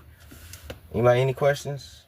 Anybody want to know anything before we move on? I think I got like 2 more slides.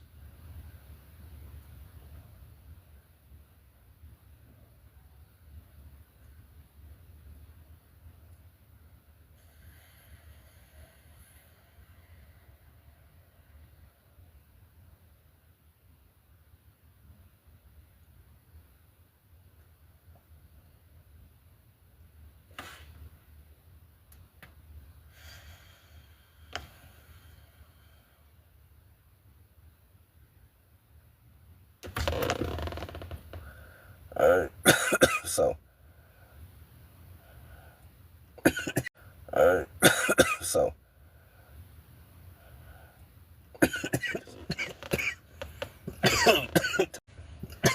Talk about orphans. Talk about orphans. Today was about orphans.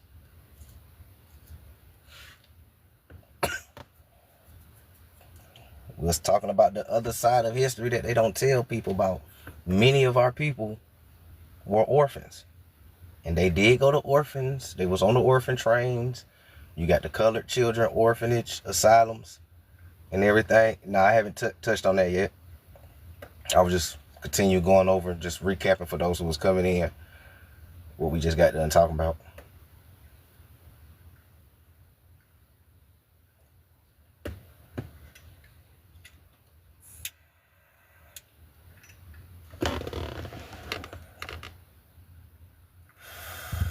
So, let's see where we at. Boop, boop, boop, boop, boop, boop. See, the year without summer. Where's that at? All right, here we go. The year without summer. So now we're going to switch it right now. We're going to talk about it right now, matter of fact. So we're going to talk a little bit about it right now. So now, putting the orphan train on the back burner, because I pretty much covered everything, talked about everything. If you kind of missed it, I'll put it on YouTube for you. You already know how that go. But we will cover it more often because it do play a part in the story. So now, just take it to a time before the orphan trains, right? Because, you know, orphan trains is 1850s. Well, let's go to 1816. All right? Because we got to talk about one of the main reasons why there was orphans in the first place. Right? We already talked about the W that we haven't talked about for one major reason why there was orphans. So in 1816, there was a year without summer. Right? There were many years without summer, but right now we're going to focus on 1816. Right? It was a year without summer. Right? This shit dark, cold, all year round. Right? Famine, disease. I'm talking about this shit was fucked up. Excuse my terminology. So, the year without summer, 1816, deep dive. The year without summer in a deep dive, right? What caused this? It was a volcanic root. Mount Tambora in 1815. The primary trigger of the 1816 cataclysm was the eruption of this volcano. on the Indonesian island of Samboa or Sambawa. It remains the most powerful volcanic eruption in recorded history. So this is a real event that happened. The little ice age is a real documented event. Don't let nobody tell you it's a theory. It really happened. All right. So now the volcanic explosivity index was 7 out of 8. Right. So this was a 7 out of 8 explosion of a volcano, which is very high. You have ash and sulfur dioxide ejected over 100 cubic kilometers of material. And the casualties near site was 71,000 immediate unalivings. The eruption ejected massive amounts of sulfur dioxide into the atmosphere, forming a global veil over sulfuric acid aerosols. Okay, aerosols. These particles block the sunlight, lowering global temperatures to an estimate 1.5 Celsius or 2.7. Cold as hell globally, right? 2.7 Fahrenheit type shit. All right. So now the climate impacts of global snapshots. So in North America, when this happened, in North America, you had frost in June, July. The snow fell in New York and New England in mid-June, which is kind of the first time people start witnessing winter. All right, peep game. Winter is very new over here. But anyways, North America also had crop failures, corn, wheat, and other staple foods withered away. Right? You have massive immigration or massive migration. Thousands left New England and went to the... Let me see that invite. I ain't had y'all answer a question in a long time. What does relentless mean? If I come to you and say, bro, they got relentless rainfall going on, what do relentless mean?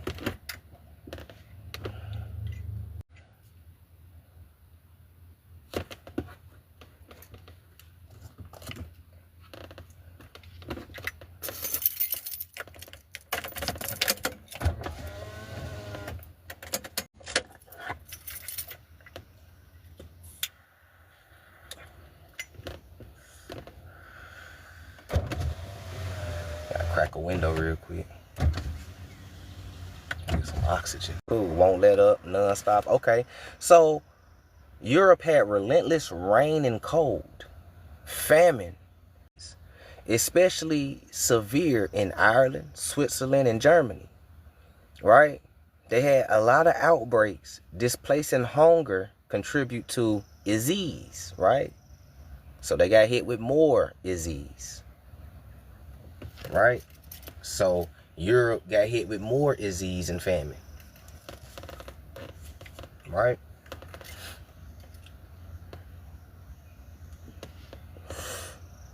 When you go to Asia, when you're dealing with the year without summer, hold on, let me flip the page. Here we go. Boom. So in Asia, they had failed monsoons in India. They had Yangtze River floods in China. The human cost was famine and panic. Millions perished globally, either from starvation or from disease like typhus and others. It's expensive. And rippling transportation, right? Rippling transportation is very important,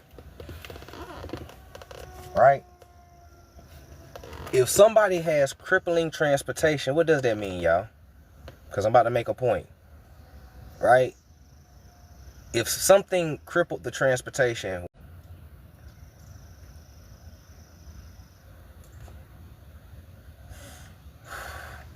what do that mean? Crippling transportation. What does crippling transportation mean?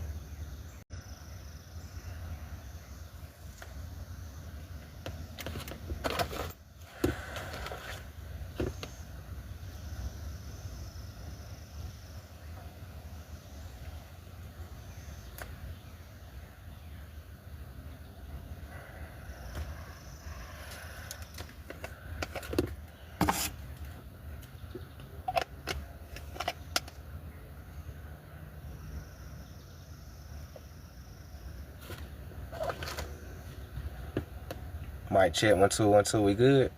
The live straight?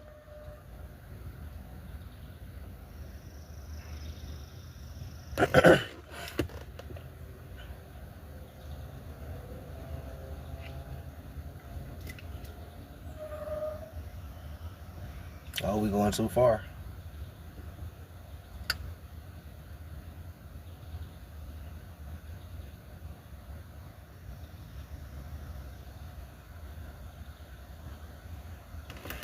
Okay. Said for now it keeps buffering. Cool. Not the greatest form of transportation, I'm assuming. Yeah. When you feel me? So yeah, you definitely right, OG. Try it. Just, you know. I take one of the wheels off your car. Or if I take all your wheels off your car, it just crippled your transportation. So in 1816, you might as well say there wasn't really no transportation. So how was people still coming over here? The only reason why I mentioned that because they said so-called slavery was still going on in 1816. Am I right? Because they said, well, Abraham Lincoln freed the slaves, and millions perished globally, which means that even if there was slavery, the climate took most of the slaves, or most of the parents, which kind of left orphans in the 1850s, right? A lot of orphans get left in 1850s, 1840s. So peep game. Let's keep going though. So the cultural side effects of this was the birth of like Gothic horrors. In 1816, Mary Shelley and Lord Byron and others indoors in stormy Switzerland, and they start creating the Franklin was born story, right? Like, not the Franklin, but the Frankenstein. The Frankenstein movie, story, event. It was created when they was locked in Switzerland during the year without summer in 1816, right? You had the bicycle invention, right? The oat shortage led to Carl Durace to create the first type of bike in 1817. Okay. Science and spirituality and suppression, pseudoscience and doomsday culture. Some believe the apocalypse was divine punishment or an omen. Early climate science, one of the first major recognitions of volcanic impact on global climate. And there's even deeper theories than that. Okay? So the year without summer brought about a lot of things that we still have and kind of enjoy today. Right? Frankenstein movies, bicycles and shit. So, but there's other deeper theories to this. Right? Other deeper theories would be additional possible causes, such as Dalton minimum, right? Low sun's not activity, or multiple eruptions during the early 1800s. Fringe theories impact secret experiments. Okay? So, I just want to run that down for a quick second, because when we start asking questions, right? I just want to run that down for a quick second, because when we start answering or asking questions like, where were the adults? When we start asking questions, where were the adults during the orphan train? And they tell you that a lot of them was institutionalized, a lot of them was unalived, a lot of them went to WARs, and etc., etc. And now you add in the year without summer, which took millions of global lives. You start to realize how America became a nation of children.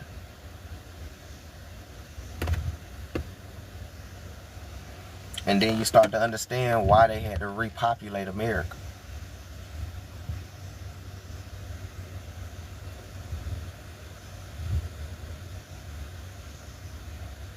A lot of the OG Americans aren't here no more.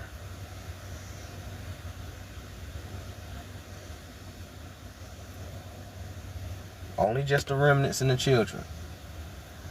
Everybody else came from Ellis Island and all the way up to now.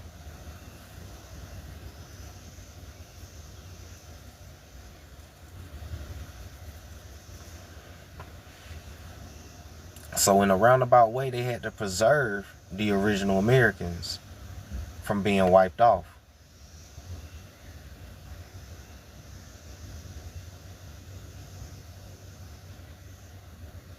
So the story gets way deeper than that.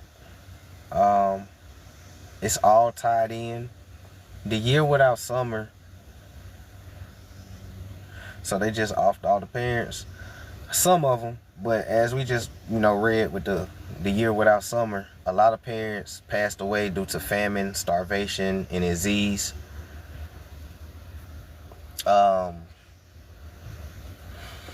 So I'm gonna put it all together real quick. So what happened to the parents? You got the Little Ice Age and the year without summer, 1816. A lot of adults passed away through starvation, famine, disease, and stuff like that. Then you have WARs, you got riots, you got all of this stuff going on. So a lot more adults is being unalived, institutionalized, strange fruited, so it's a combination of all. It's a combination of all. Because the whole goal is to rewrite history. So this leads me to my theory, right? So I'm going to give y'all my theory. My whole take on the Little Ice Age and the year without summer, 1816, is this. I feel like that was man-made. Because it's very strategic how it happened and when it happened. And it's very strategic on who took over after it all happened. So I feel like it was really man-made, because there's no such thing as new technology. All technology is just old technology founded and reverse engineered. So when you talk about and you dig into the histories of like weather seeding, and all of these things, you'll understand that like indigenous cultures been doing that. Real shit. Indigenous cultures been cloud seeding and all of these things. And there's also been devices and technology that's been doing it too.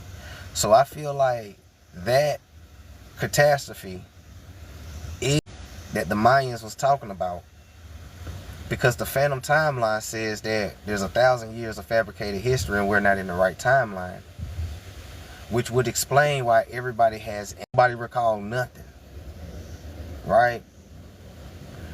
So it all kind of makes sense for real.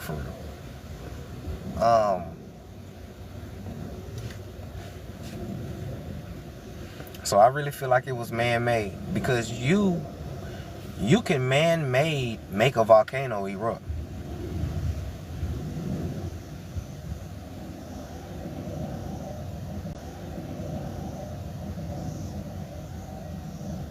You know what I'm saying? Real talk. And then when it comes to the volcanic eruptions, you yourself can make a volcano erupt. It don't necessarily always have to be nature doing it. You can drop that inside of a volcano and make it erupt. And we know that it's not new. Ain't nothing new about that. As long as they had gunpowder and everything else, and kind of like what the fuck they doing now. You know what I'm saying? Like it was all strategic. Because another part that I didn't read to y'all is that 1816 was also the year when they started rewriting history as well too. Everybody's locked down inside. This is the perfect time. People hungry, starving, they not focused, they distracted, This is the perfect time for a certain group of people. The etymology of propaganda, committee of cardinals, right? A certain group of people to start rewriting history, who is probably tied to this history. You would definitely gonna rewrite their stories, because they not here to tell their story no more. So those stories would be more prevalent to rewrite and fabricate and whitewash and put Euro faces in it. You know what I'm saying? So they start doing that. They start chiseling, making a lot of statues. So then after the little ice age, after the year without summer, you know, the orphan trains that we just read about. Now you got the orphanages, the new future children into a new identity, which means that these children are getting rewritten history of what happened. And these children later grow up and become the adults that will teach this history to other kids.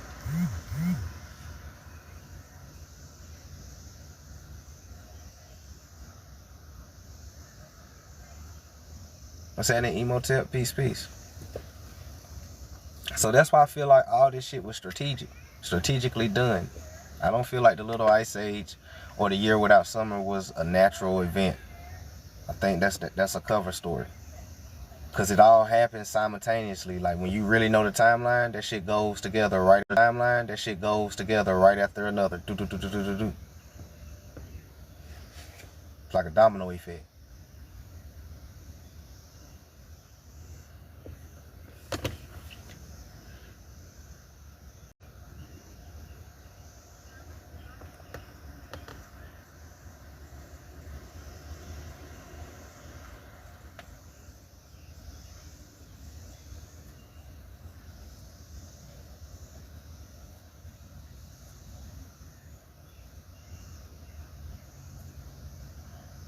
Can y'all hear me? Mic check 1 2 1 2.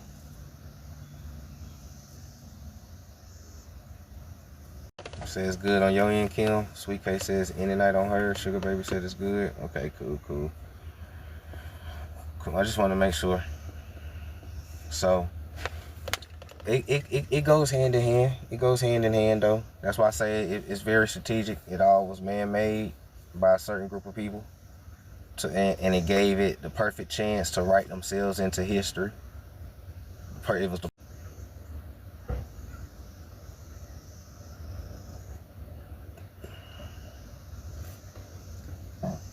excuse me.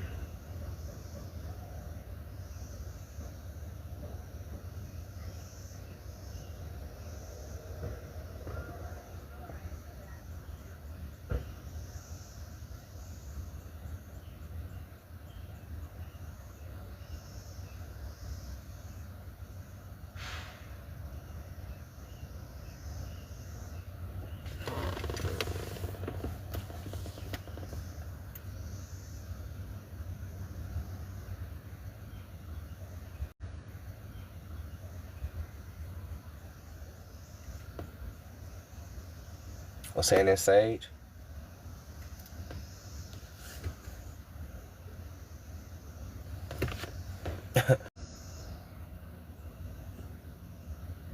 Nah, he ain't in here no more. Boy, dude came on my panel, my whole life started tweaking. I'm saying that, Adrian, peace. I'm still tripping off that. Just gotta keep people off the panel, man.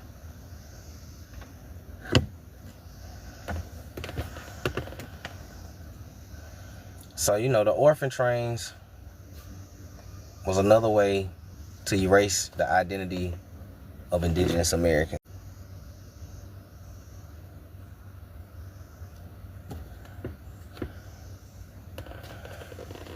They probably dropped the virus on dead. Probably. Shit, it's time for me to get a new phone anyway.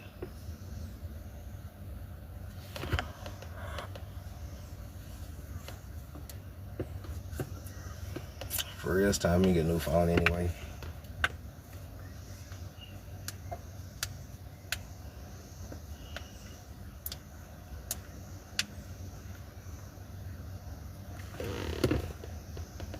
Ain't no problem, Sage. Appreciate y'all. Appreciate y'all for tuning in. Nah, I was saying, I mean, shit, I didn't crack my screen today. That's why I said I need me a new phone anyways. I need more space.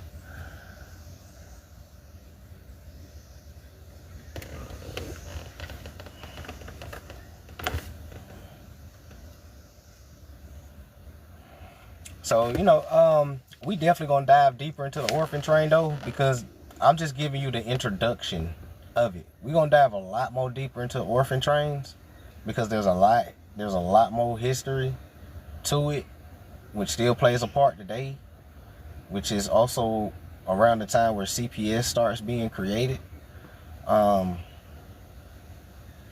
the same purpose that it's created for now. To people, to let people know that is when you talk about orphan trains, it's not just YT people, it's not just Cabbage Patch babies, and it's not just incubators, right? It's not just that. It's not just that. The real purpose was to split up the tribal children to further erase their identity, more so than Cabbage Patch or Incubator. Those are like kind of cover stories a little bit. And that's saying it didn't happen, but I'm saying like that's anything mainstream. Always be skeptical. There's always another layer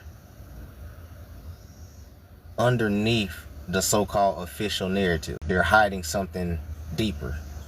And this right here is one of those. Didn't know that there were colored children asylums for orphan children, and a lot of people didn't know that they tried to unalive those children by setting the orphan on fire. You know what I'm saying? While the kids were sleeping in there, like they didn't know a lot of that dark history. And that's just one orphanage that had happened. There's more colored children orphanages. There was one in Memphis, Tennessee, if I'm not mistaken.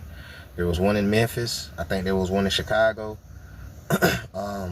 Because a lot of children was going out Midwest as well too. Midwest was actually a hot spot for a lot of them. So, you know, places like Chicago, Detroit, Memphis, Tennessee, saying like a lot of those places have these colored orphan asylum children stories and stuff like that. And if you pay attention to a lot of people who always say that they hit roadblocks, most of them come from these areas.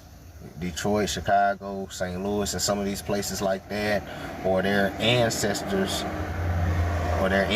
might descend from Chicago or whatever, and that's all they remember.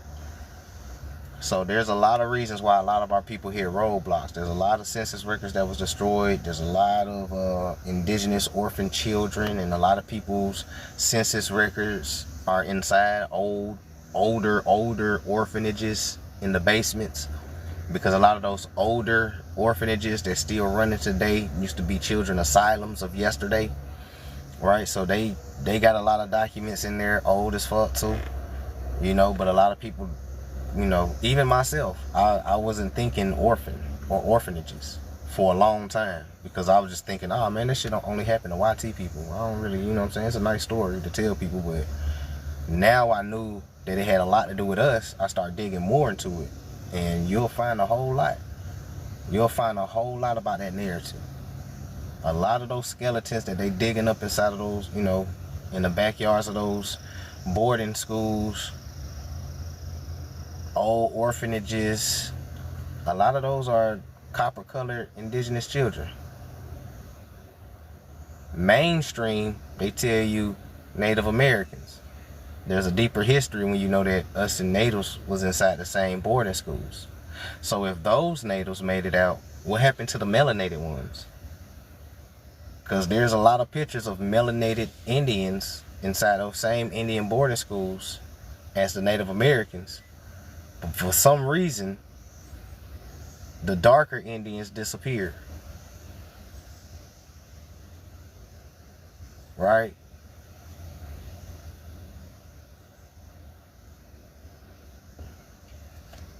Man, look, America's haunted, and it's haunted with the spirits of our ancestors.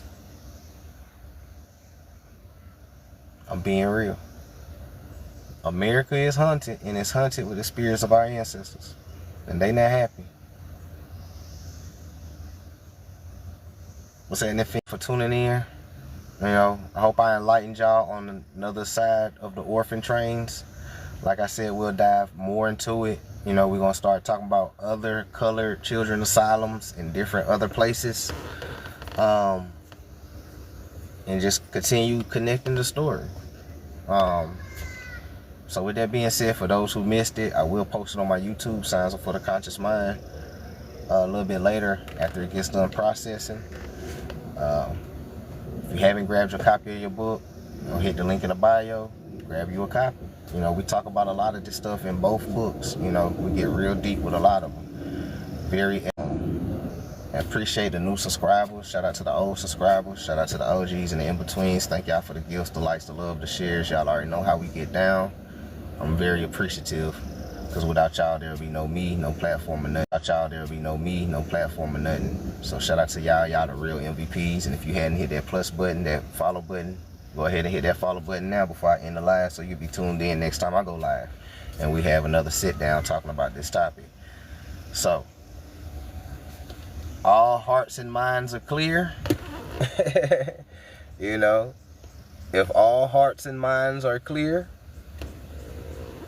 then this is where we part ways with the benediction.